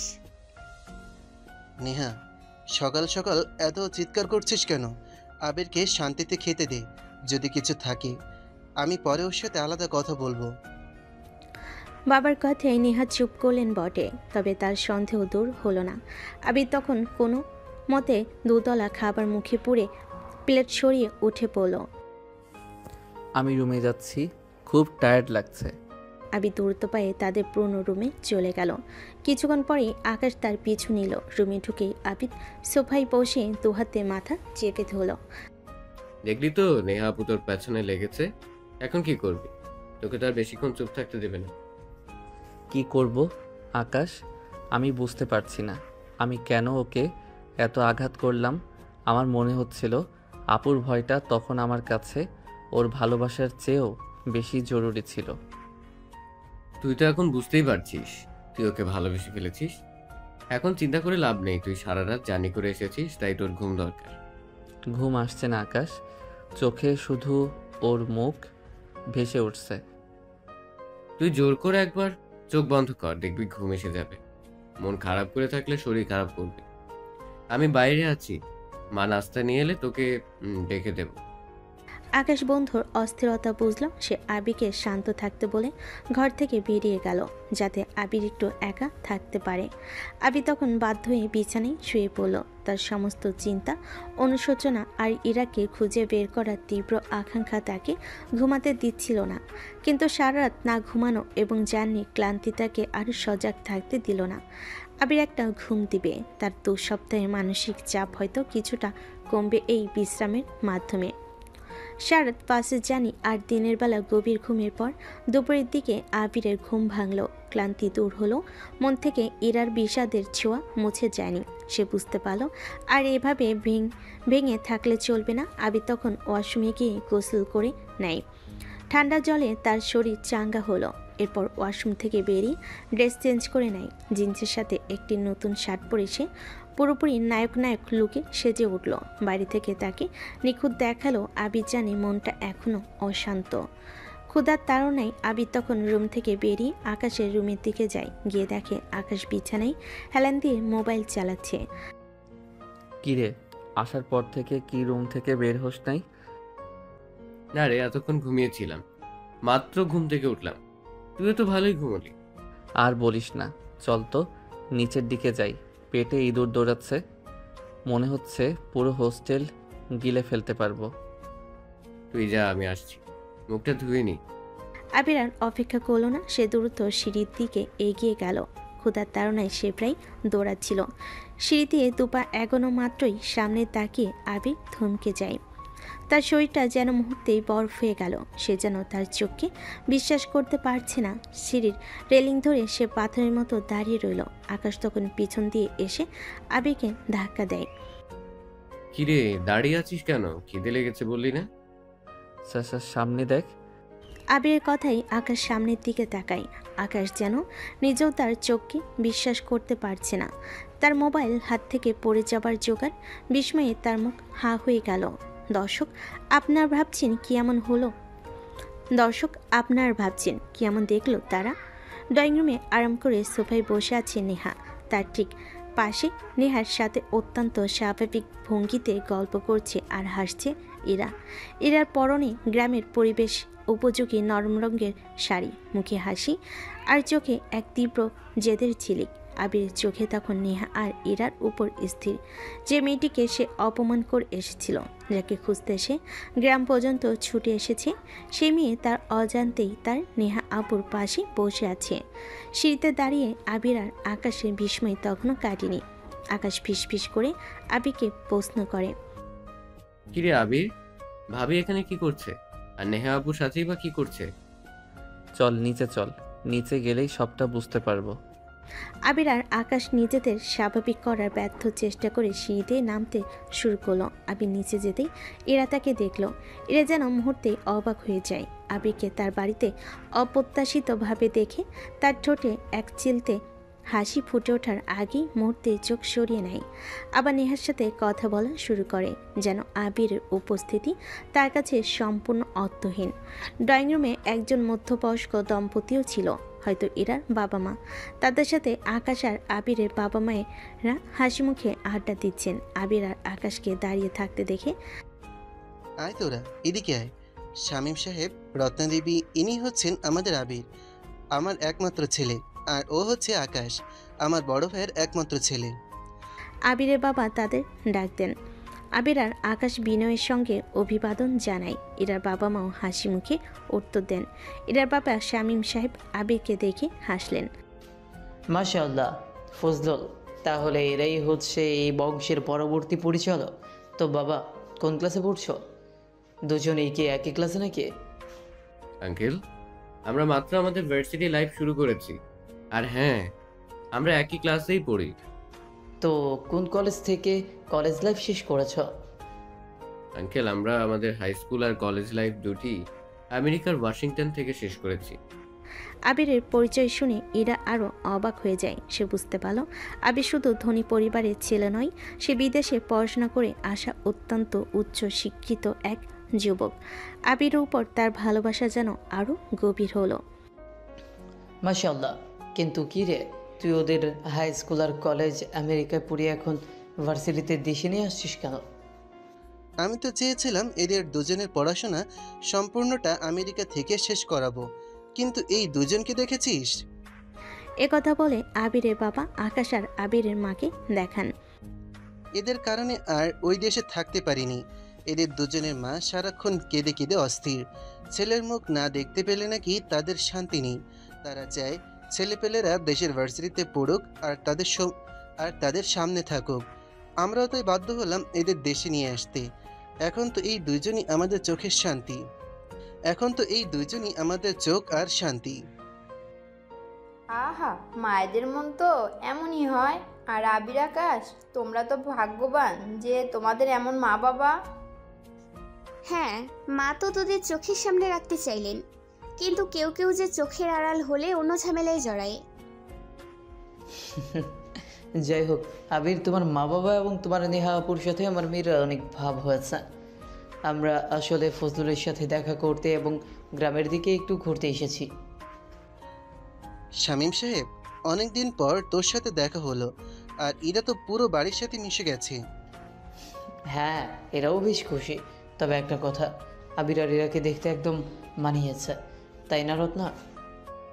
হ্যাঁ, ঠিক বলেছেন, একদম রাজ্যটক, অনেক সুন্দর লাগছে। পাশাপাশি এই কথা শুনে আবির এবং ইরা দুজনেই অপ্রস্তুত হলো। আবির বুঝতে পারল না ইরা কিভাবে তার এত বড় অপমান ভুলে তার পরিবারের সাথে এমন স্বাভাবিকভাবে মিশে গেল। আবির মনে হলো ইরা যেন তার জীবন নিয়ে এক নতুন খেলা শুরু করেছে। এরা তখন নেহার পাশ থেকে উঠে আবিরকে একবার দেখল। তার চোখে ছিল এক গভীর প্রত্যয় এবং চ্যালেঞ্জ। আবির দেখল এই মেয়েটি অপমানিত হওয়ার পর ভেঙে পড়েনি, বরং আরও ভয়ঙ্কর কোনো কৌশল নিয়ে প্রস্তুত হয়েছে। পারিবারিক আড্ডার মাঝে আবির আর আকাশ অপ্রস্তুত হয়ে বসে রইল। আবির বারবার ইরাকে বোঝার চেষ্টা করছিল তার এই স্বাভাবিক হাসির আড়ালে কী লুকিয়ে আছে। দুপুরে খাবারের ডাক পড়ল, সবাই একসঙ্গে বসলো। তারপর তারা দুপুরে খাবার খেয়ে নেয়। গ্রামের বাড়ির আন্তরিক পরিবেশ আর রান্নার স্বাদ মুগ্ধ করলো ইরার পরিবারকে। তবে আবির কোনো মতে খাবার শেষ করে উঠে পড়ল। খাবারের পর ড্রয়িং রুমে সবাই আবার আড্ডায় বসলো। আবির আর আকাশও বাধ্য হয়ে সেখানে যোগ দিল। শামীম ভাই আর রত্না ভাবি, আপনারাও মাত্র একদিন থাকবেন বলে এসেছেন, কিন্তু একদিন তো আপনাদের থাকতে দিব না। আপনারা আমাদের এতদিনের বন্ধু, আপনাদের কমপক্ষে এক সপ্তাহ তো থাকতেই হবে। ফজলুল ভাইয়ের স্ত্রী, আপনি যা বললেন তাতে তো লোভ হচ্ছে। আমাদের গ্রামের থেকে আপনাদের গ্রাম অনেক সুন্দর, তাই ভাবছি থেকেই যাব। এখানকার আতিথেয়তা আর শান্তি ছেড়ে যেতে মন চাইছে না। ইরার মা বাবার কথা শুনে আবিরের বাবা মা খুব খুশি হলেন, কিন্তু এই আনন্দ যেন মুহূর্তেই পাল্টে গেল। কি বলছো মা? আমার বাড়িতে কাজ আছে, আমাকে কালকেই চলে যেতে হবে, আমি থাকতে পারবো না। ইরান এমন কঠিন কথা শুনে সবাই অবাক হলো। আবির আর আকাশের দিকে একবার তাকালো। এরা হয়তো এভাবেই আবিরের উপর অভিমান প্রকাশ করছে। কাজ? কি এমন কাজ তোর? আমরা তো ঘুরতে এলাম, এখানে কটা দিন তোর বাবার সাথে একটু গল্প কর। না মা, আমাকে যেতেই হবে। কি বলছো মা? তুমি এত জেদ করছো কেন? তোমাদের জন্যই তো আমাদের বাড়িটা আজ এত প্রাণবন্ত। তুমি আমাদের আবিরের মতনই, তুমি এখানে থাকলে আমরা খুব খুশি হব। হ্যাঁ মা, তোমার বয়স তো কম, তুমি থাকলে নেহা আর আমরা সবাই গল্প করতে পারবো। আকাশ, আবিরও তোমাদের সাথে ঘুরতে যেতে পারবে। প্লিজ থেকে যাও। বাড়ির সবাই, বিশেষ করে আবিরের মা আর আকাশের মায়ের আন্তরিক অনুরোধ শুনে এরা আর কিছু বলল না। সে একবার আবিরের দিকে তীক্ষ্ণ দৃষ্টিতে তাকালো, তারপর মাথা নিচু করে রইল। আবির বুঝল এরা হয়তো তার উপর প্রতিশোধ নেওয়ার জন্য থাকতে রাজি হলো। কি হলো? কিছু বলছো না? মানে তুমি রাজি? ঠিক আছে, আপনারা যখন এত করে বলছেন তখন আর না করতে পারছি না। তবে আমি শুধু 3 দিন থাকবো। এরা থাকবে শুনে আবির অনেকটাই খুশি হলো, কিন্তু কাউকে বুঝতে দিল না। সারাদিনে চাপা উত্তেজনা আর সন্দেহ নিয়ে রাত নেমে এলো। রাতের খাবার শেষ হওয়ার পর বাড়ির সবাই দ্রুত যে যার রুমে চলে গেল।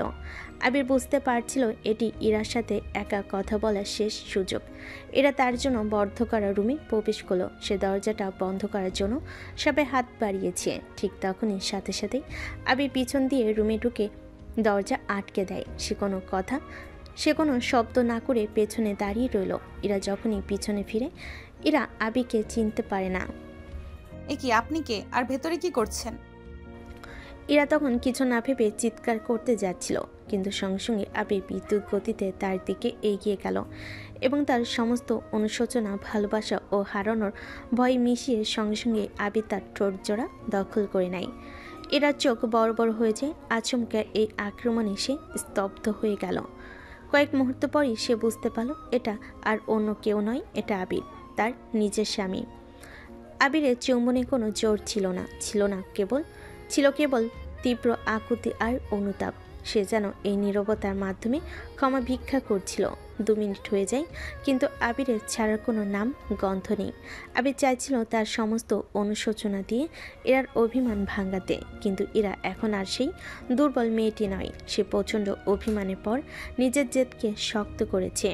এরা তখন আবিরকে ধাক্কা দিয়ে দূরে সরিয়ে দেয়। এ কি সাহস তোমার আবির? তুমি কি মনে করেছো এই সামান্য স্পর্শ দিয়ে তুমি আমার সব অপমান মুছে ফেলবে? ইরা, প্লিজ শোনো, আমি জানি আমি ভুল করেছি, আমার ভুল হয়ে গেছে। না, তুমি কাছে আসবে না। তুমি না আমাকে তোমার জীবন থেকে মুক্তি চেয়েছিলে? তুমি বলেছিলে আমি তোমার চাহিদা মেটানোর পুতুল। তুমি না বলেছিলে তোমার আপুর ভয়ে, তোমার দ্বিধার ভয়ে তুমি আমাকে এক মুহূর্ত সময় দাওনি? এখন কেন এসেছো? হ্যাঁ ইরা, আমার দ্বিধা চলে গেছে। আমি জানি আমি কি ভুল করেছি। আমি সেদিন তোমাকে ভালোবাসার ভয়েই এত কঠিন কথা বলেছিলাম। আমি তোমাকে ভালোবাসি ইরা, প্লিজ আমাকে ক্ষমা করো। আমি আর তোমাকে ছেড়ে যাব না। ক্ষমা এত সস্তা নয় আবির। যে আঘাত তুমি আমাকে দিয়েছো সেটাই সামান্য অনুশোচনায় মুছে যাবে না। আমি তোমাকে চিঠি দিয়েছিলাম। আমি তো তোমার জীবনের বিশৃঙ্খলা দূর করার জন্য চলে গিয়েছিলাম। তুমি কেন ফিরে এলে? কেন আমার এই অপমানিত জীবন নিয়ে আবার খেলা শুরু করলে? বিশ্বাস করো, আমি আর কোনো খেলা খেলছি না। আমি সত্যি বলছি। তোমার সেই কথাগুলো আমার কানে এখনো বাজে। আমি তোমাকে ক্ষমা করতে পারবো না। তুমি আমার সামনে থেকে যাও। আবির অসহায়ের মতো ইরার দিকে তাকালো। তার ভালোবাসা, তার অনুতাপ কোনোটাই এখন ইরার অভিমান ভাঙতে পারল না। শেষে আবির বাধ্য হয়ে রুম থেকে বেরিয়ে যায়। সে দরজাটা ধীর করে বন্ধ করে দিল। দরজার বাইরে দাঁড়িয়ে তার চোখ দিয়ে অঝরে জল ঝরছিল। তার মনে হলো এরা তার কাছ থেকে আরও অনেক দূরে চলে গেছে। অনুশোচনা আর অপমানের নীরবতা নিয়ে এরপর এভাবেই দুটি মনের দুঃখ কষ্টের মধ্য দিয়ে রাতটা শেষ হয়ে যায়। আবির নিজের রুমেও ঘুমাতে পায়নি। সে সারা রাত ইরা দরজার বাইরে দাঁড়িয়েছিল। একসময় হয়তো আকাশ তাকে জোর করে নিজের রুমে নিয়ে গিয়েছিল। সকাল হলো। ইরার ক্লান্ত চোখে যখন ঘুম ভাঙল তখন সে পুরো অবাক হয়ে গেল। এক অপ্রত্যাশিত উষ্ণতায় সে যেন বাধা পড়েছে। দেখল আবির তার বুকের উপর শুয়ে আছে, তাকে শক্ত করে ধরে। কখন কিভাবে আবির তার রুমে ঢুকেছে সে বুঝতে পারেনি। মুহূর্তের জন্য মনের অজান্তে ইরার মুখে এক চিলতে হাসি ফুটে ওঠে। ভালোবাসার মানুষটিকে এত কাছে পেয়ে তার হৃদয়ে সব অভিমান যেন গলে যাচ্ছিল।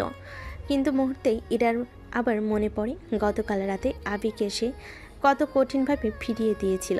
এই মানুষটিকে এত সহজে ক্ষমা করা যায় না। এরা আবিরকে সরাতে চাইছিল, কিন্তু আবির তাকে আরও শক্ত করে জড়িয়ে ধরে রেখেছিল। এই আবির, ওঠো। তুমি এখানে কেন এসেছো? তোমার সাহস কি করে হলো? আমার বউকে একটু শান্তিতে ভালোবাসতে দাও। তোমার সাহস কি করে হয় এই রুমে আসার? তার উপর আবার আমাকে জড়িয়ে ধরে রেখেছো। আমি আমার বউকে জড়িয়ে ধরেছি, তাতে আপনার কি? এত কথা বলবেন না তো। কিসের বউ? তুমি কাল রাতে আমাকে তোমার জীবনের জঞ্জাল বলেছিলে। যে বউকে তুমি পুতুল বলেছিলে তার কাছে কেন এসেছো? তোমার নেহা আপু জানতে পারলে কি হবে? ভয় পাচ্ছ না? হ্যাঁ, আমার নেহা আপু জানতে পারলে রাগ করবেন। কিন্তু আমি তোমার ভালোবাসা হারানোর ভয়টা এখন আর পেতে চাই না ইরা। আমি তোমাকে ভালোবাসি। আমি তোমাকে ক্ষমা করিনি, তুমি এক্ষুনি যাও। আমি আর কোনো অপমান সহ্য করার শক্তি নেই। ইরা তখন নিজেকে আবিরের বাঁধন থেকে ছোটার চেষ্টা করবে, আবির ছাড়তে রাজি নয়। দুজনের মধ্যে শুরু হলো নীরব যুদ্ধ। অবশেষে ইরা তখন আবিরকে সজোরে একটি ধাক্কা দেয়। আবির অপ্রস্তুত ছিল। আবির তখন ছিটকে গিয়ে বিছানা থেকে পড়ে যায় এবং বেডসাইড টেবিলের কোণে সাথে লেগে কপালে কিছুটা কেটে যায়। সঙ্গে সঙ্গে কপাল থেকে রক্ত গড়িয়ে পড়তে শুরু করলো। ইরা মুহূর্তের জন্য ভয় পেয়ে গেল। আবির বিছানার পাশে বসে কপালের রক্ত উপেক্ষা করে শান্ত কিন্তু গভীর আবেগে ইরার দিকে তাকিয়ে বলে, তুমি বাইরে আমাকে নয় নিজের ভেতরে ভালোবাসাকে দূরে ঠেলে দিলে ইরা। এই আঘাতটা কাল পরশু ঠিকই সেরে যাবে ইরা, কিন্তু তোমার দেওয়া নীরবতা যে যন্ত্রণা দিল তা কোনোদিনও সারবে না। আবির আর এক মুহূর্ত সেখানে অপেক্ষা করল না। কপালে রক্ত মুছতে মুছতে সে দ্রুত রুম থেকে বেরিয়ে গেল। ইরা তখনও বিছানায় স্তব্ধ হয়ে বসে আছে, তার চোখে স্থির আবিরের রক্তাক্ত কপালের দিকে। যে ক্ষত সে নিজে দিয়েছে তার চোখ দিয়ে অনবরত জল ঝরতে শুরু করলো। আবির চলে যাওয়ার পর ইরা তখনও বিছানায় বসেছিল, তার চোখ স্থির দরজার দিকে। মেঝেতে আবিরের রক্তের কয়েক ফোঁটা, নিজের দেওয়া আঘাতের চিহ্ন তাকে প্রচণ্ড কষ্ট দিচ্ছিল। ইরা তখন নিজে নিজেই বলল, ও তো ক্ষমা চাইছিল, আমি কেন ক্ষমা করলাম না? ও তো ছোট, তাই ভুল করতেই পারে, ভুল করে কিছু বলতেই পারে। আমি কেন ওর মনটা বুঝলাম না? আমি তো জানি ও রাগ করে বলেছিল, আমি কেন এত জেদ দেখালাম? কান্না ভেজা কণ্ঠে সে উঠে গিয়ে দরজাটা বন্ধ করলো। তারপর বিছানায় বসে ফুপিয়ে কাঁদতে লাগলো। সে বুঝতে পারল আবিরকে শাস্তি দিতে গিয়ে সে আসলে নিজেকে কষ্ট দিচ্ছে। সে যদি আরেকবার আবিরকে ফিরে পেতে চায় তাহলে তার জেদ নয়, ভালোবাসা দেখাতে হবে। এভাবে অনেকক্ষণ সময় চলে যায়। অন্যদিকে আবির রুমিকে আকাশকে কল করে তার রুমে আসতে বলে। আবিরের রক্ত ঝরছিল কিন্তু তার মনে যন্ত্রণা ছিল আরও বেশি। আগের দ্রুত আবিরের রুমে এলো। আকাশ এসে আবিরের এই অবস্থা দেখে জিজ্ঞেস করে, কিরে কি হয়েছে তোর? কপাল কেটে রক্ত ঝরছে কেন? এটা কি করে হলো? আগে থাম, আগে ফার্স্ট এইড বক্সটা নিয়ে আয়। আকাশ দ্রুত ফার্স্ট এইড বক্সটা নিয়ে এসে আবিরের কপালে ব্যান্ডেজ করে দেয়। ব্যান্ডেজ লাগাতে লাগাতে আকাশের কৌতূহল বাড়ছিল। এবার বল তো কি হয়েছে? এটা কি নিজে নিজে হয়েছে নাকি? আমি ইরা রুমে গিয়েছিলাম ক্ষমা চাইতে, কিন্তু ও আমাকে ক্ষমা করেনি। আমি ওকে জোর করে ধরেছিলাম আর ও আমাকে ধাক্কা দেয়। কি বলছিস? ধাক্কা দিলি তো কপাল কাটলো কি করে? ছিটকে গিয়ে বেডসাইড টেবিলের কোণে লেগেছে। ও আমাকে সরাতে চেয়েছিল, ইচ্ছে করে ধাক্কা দেয়নি। সব দোষ আমার। আমি কেন এত জোর করতে গেলাম? তার মানে তোর ভাবি এখনো রাগ করে আছে। চল এখন নিচে চল, এভাবে রুমে লুকিয়ে থাকলে তো হবে না। আবির আর আকাশ রুম থেকে নিচে নামলো। ড্রয়িং রুমে তখন আবিরের বাবা আর নেহা বসেছিলেন। নিচে গেলে আবিরের কপালে ব্যান্ডেজ দেখে সবাই জিজ্ঞেস করবে কি হয়েছে। হায় হায় আবির, কি হলো তোর কপালে?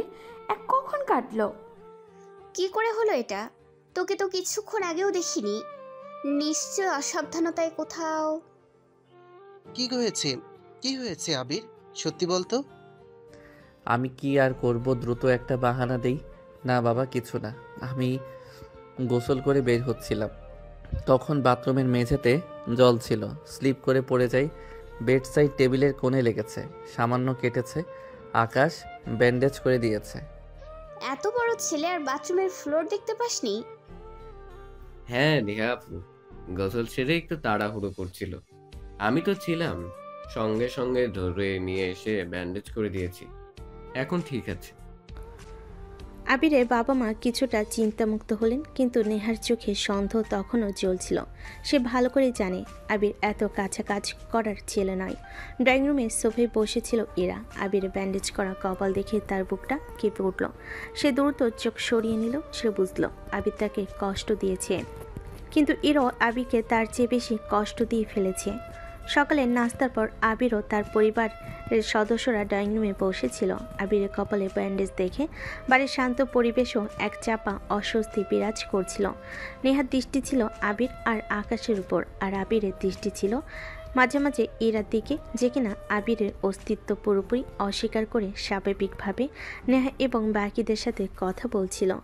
আবির পরিস্থিতি হালকা করার জন্য আকাশের মায়ের দিকে তাকিয়ে বলে, বড় আম্মু, আকাশ কোথায়? ওকে তো নাস্তা করতেও দেখলাম না।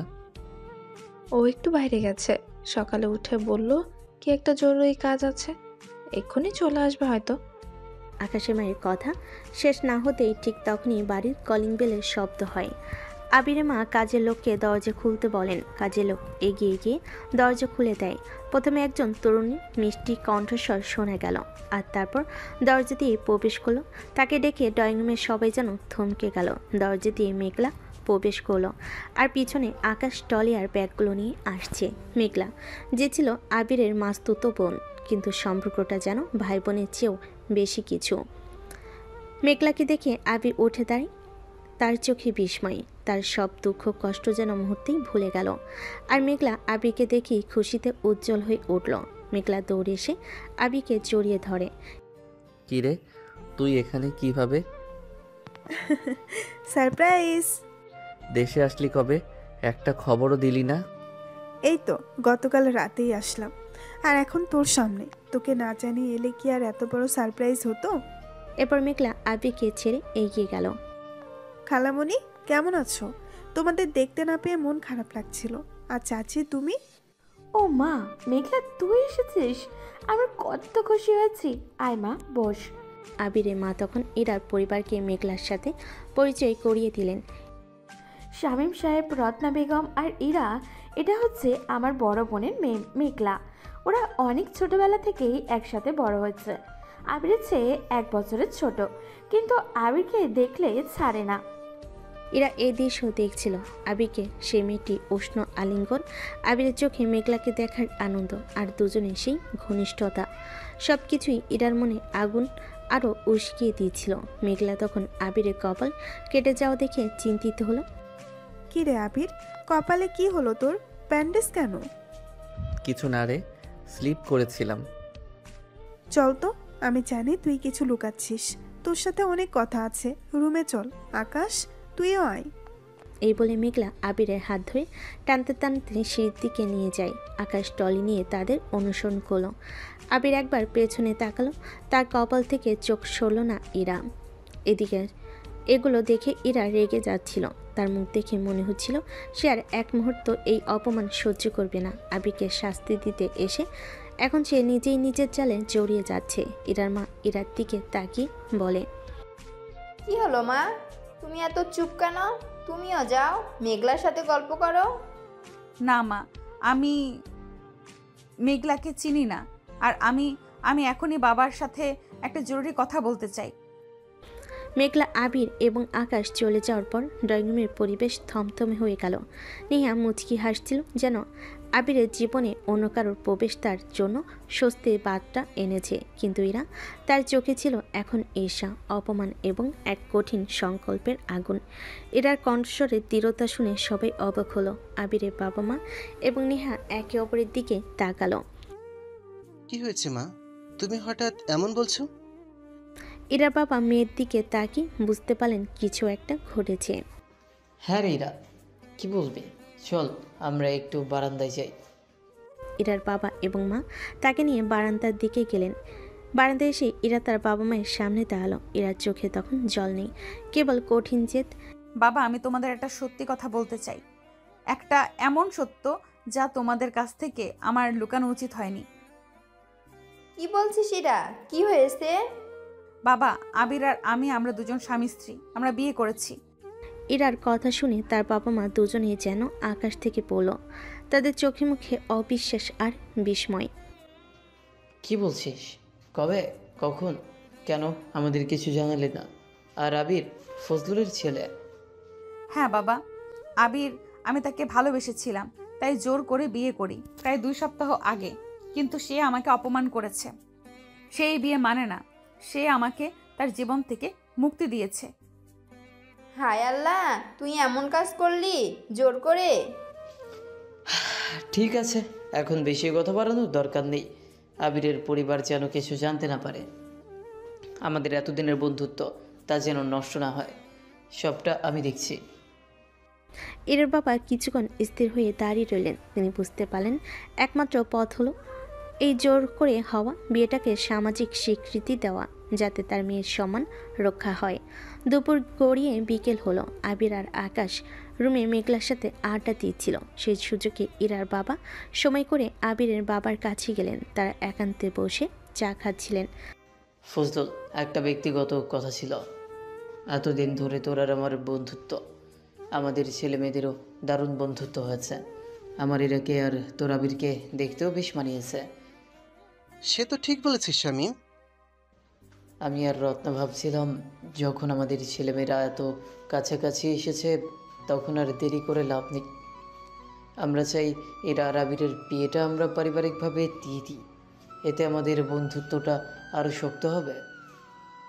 আবিরের বাবা এক মুহূর্তে ভাবলেন ইরাকে তার খুবই পছন্দ হয়েছে, আর তাদের পরিবারের সাথে সম্পর্ক আরও মজবুত হলে তিনি খুশি হবেন।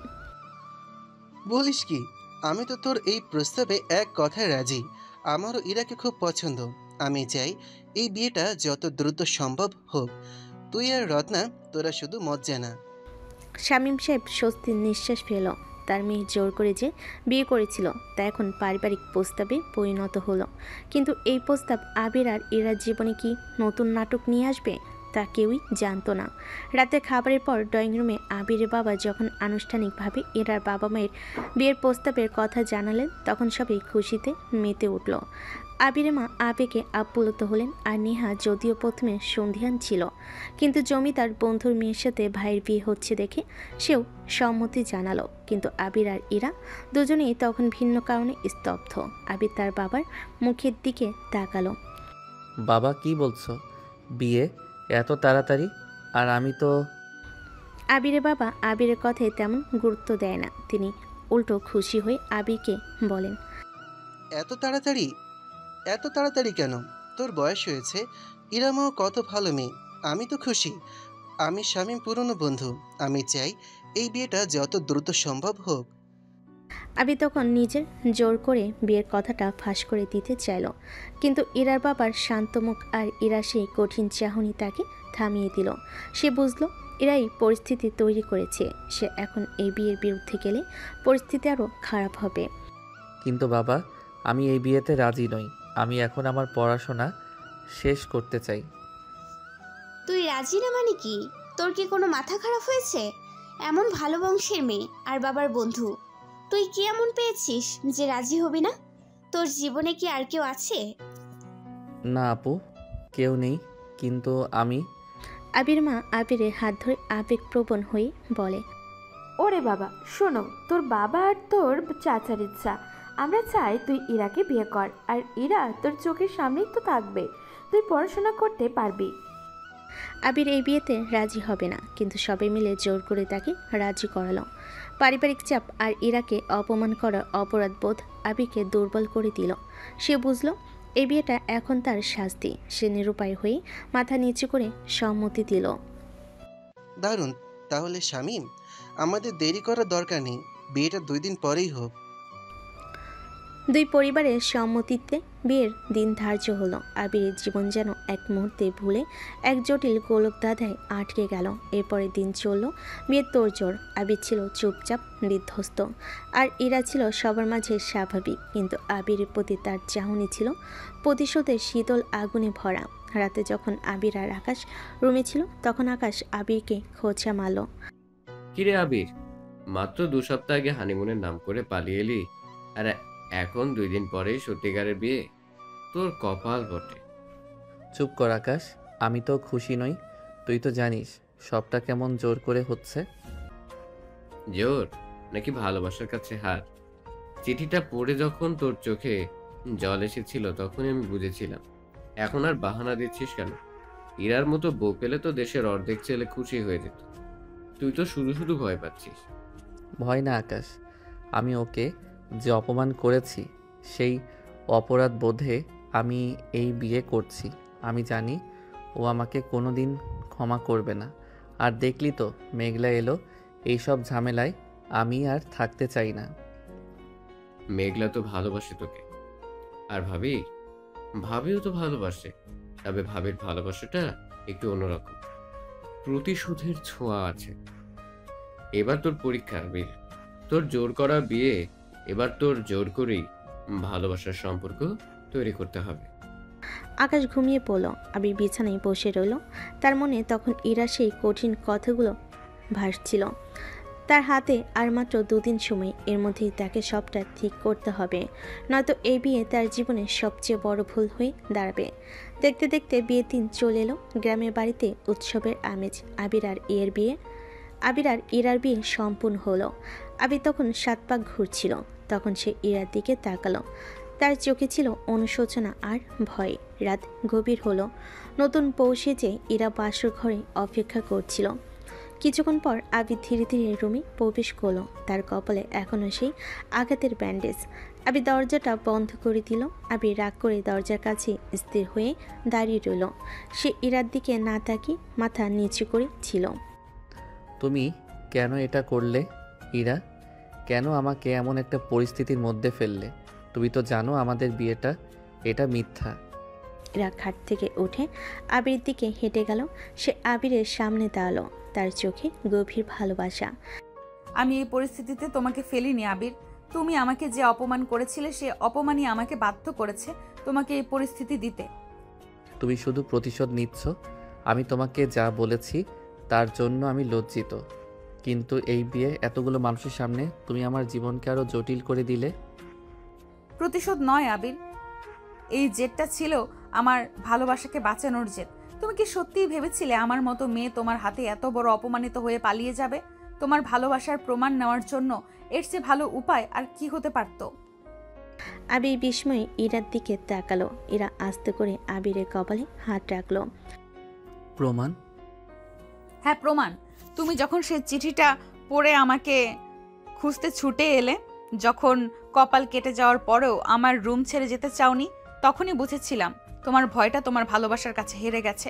আমি জানতাম এই বিয়ে হলে তুমি আমার কাছ থেকে আর পালাতে পারবে না। আমি চেয়েছিলাম তুমি এইবার মন থেকে সব দ্বিধা ছেড়ে আমাকে গ্রহণ করো। আমি তোমাকে খুব ভালোবাসি ইরা। আমার ভুল হয়ে গেছে। আমার ভুল হয়ে গেছে। আমি তোমাকে বিশ্বাস করতে পারিনি। আমার দ্বিধা আমাকে অন্ধ করে দিয়েছিল। আমি ক্ষমা পাওয়ার যোগ্য নই। আবির ইরাকে কাছে টেনে নেয়। ইরা আবিরের ঠোঁটে আঙ্গুল রেখে দেয়। ক্ষমা নয়, ভালোবাসা চাই। তোমার ভালোবাসাটা আমার কাছে সবচেয়ে দামি। তোমার কপাল এখনো কাঁচা। এই আঘাতটা কাল সেরে যাবে ইরা, কিন্তু তুমি যখন রাগ করে আমাকে ফিরিয়ে দিয়েছিলে সেই যন্ত্রণা কোনো দিন সারবে না। যে যন্ত্রণার ওষুধ আমিই দেব, আমি তোমাকে সেই যন্ত্রণার ওষুধ আমিই দেব। আমি তোমাকে ভালোবাসি আবির। আমি কখনো তোমাকে ভুলিনি। আমি শুধু চেয়েছিলাম তুমি নিজেকে প্রমাণ করো তুমি আমার রোমান্টিক বউ আর আমি তোমার রোমান্টিক স্বামী। আমাদের সম্পর্কটা এমনই। জেদি বউ আর দ্বিধাগ্রস্ত স্বামী। দ্বিধাগ্রস্ত নয়, এখন শুধু আমার স্বামী। আর এখন সেই ভালোবাসাটা অনুভব করার পালা, যা 2 সপ্তাহ আগে তুমি অস্বীকার করেছিলে। আবির আর ইরা তখন একে অপরের দিকে তাকালো। তাদের চোখে ছিল না কোনো রাগ বা জেদ, ছিল শুধু গভীর ভালোবাসা আর একে অপরের প্রতি সম্পূর্ণ আত্মসমর্পণ। এরা আবিরের কপালে ব্যান্ডেজের উপর আলতো করে চুমু খেয়ে বলে, তোমাকে জোর করে হলেও আমি আমার জীবনে ফিরিয়ে এনেছি। এখন আর কোনো দূরত্ব নয়। আমি আর কোনোদিন দূরে যাব না, তোমার কাছেই থাকতে চাই সব সময়। এরপর আবির ধীরে ধীরে ইরার কাছাকাছি এলো। এরা কিছু করার আগেই আবির তাকে ধাক্কা দিয়ে বিছানায় ফেলে দেয়। বাহ বাহ, আমার জামাইটা তো দেখছি আজ পুরো রোমান্টিক মুডে আছে। আজ কোনো কথা হবে না, শুধু আদর হবে। ইরা কিছু বলার আগেই আবিরের ঠোঁটে ঠোঁট ডুবিয়ে দেয়। ইরা আবিরের মাথার চুলগুলো খামচে ধরে, তাকে রেসপন্স করে। 2 ভালোবাসা, 2 অভিমান এবং 2 জেদ আজ এক নতুন বন্ধনে পূর্ণতা পেল। তো দর্শকরা, আমাদের আজকের গল্পটি এখানেই শেষ হচ্ছে। এতক্ষণ যাবৎ যারা গল্প শুনছেন তাদেরকে অসংখ্য ধন্যবাদ। গল্পটি ভালো লাগলে অবশ্যই লাইক ও সাবস্ক্রাইব করবেন আর কমেন্ট করতে ভুলবেন না। তো সবাইকে পরবর্তী গল্পের জন্য অপেক্ষা করার আহ্বান জানিয়ে আজকে এখানেই বিদায় নিচ্ছি।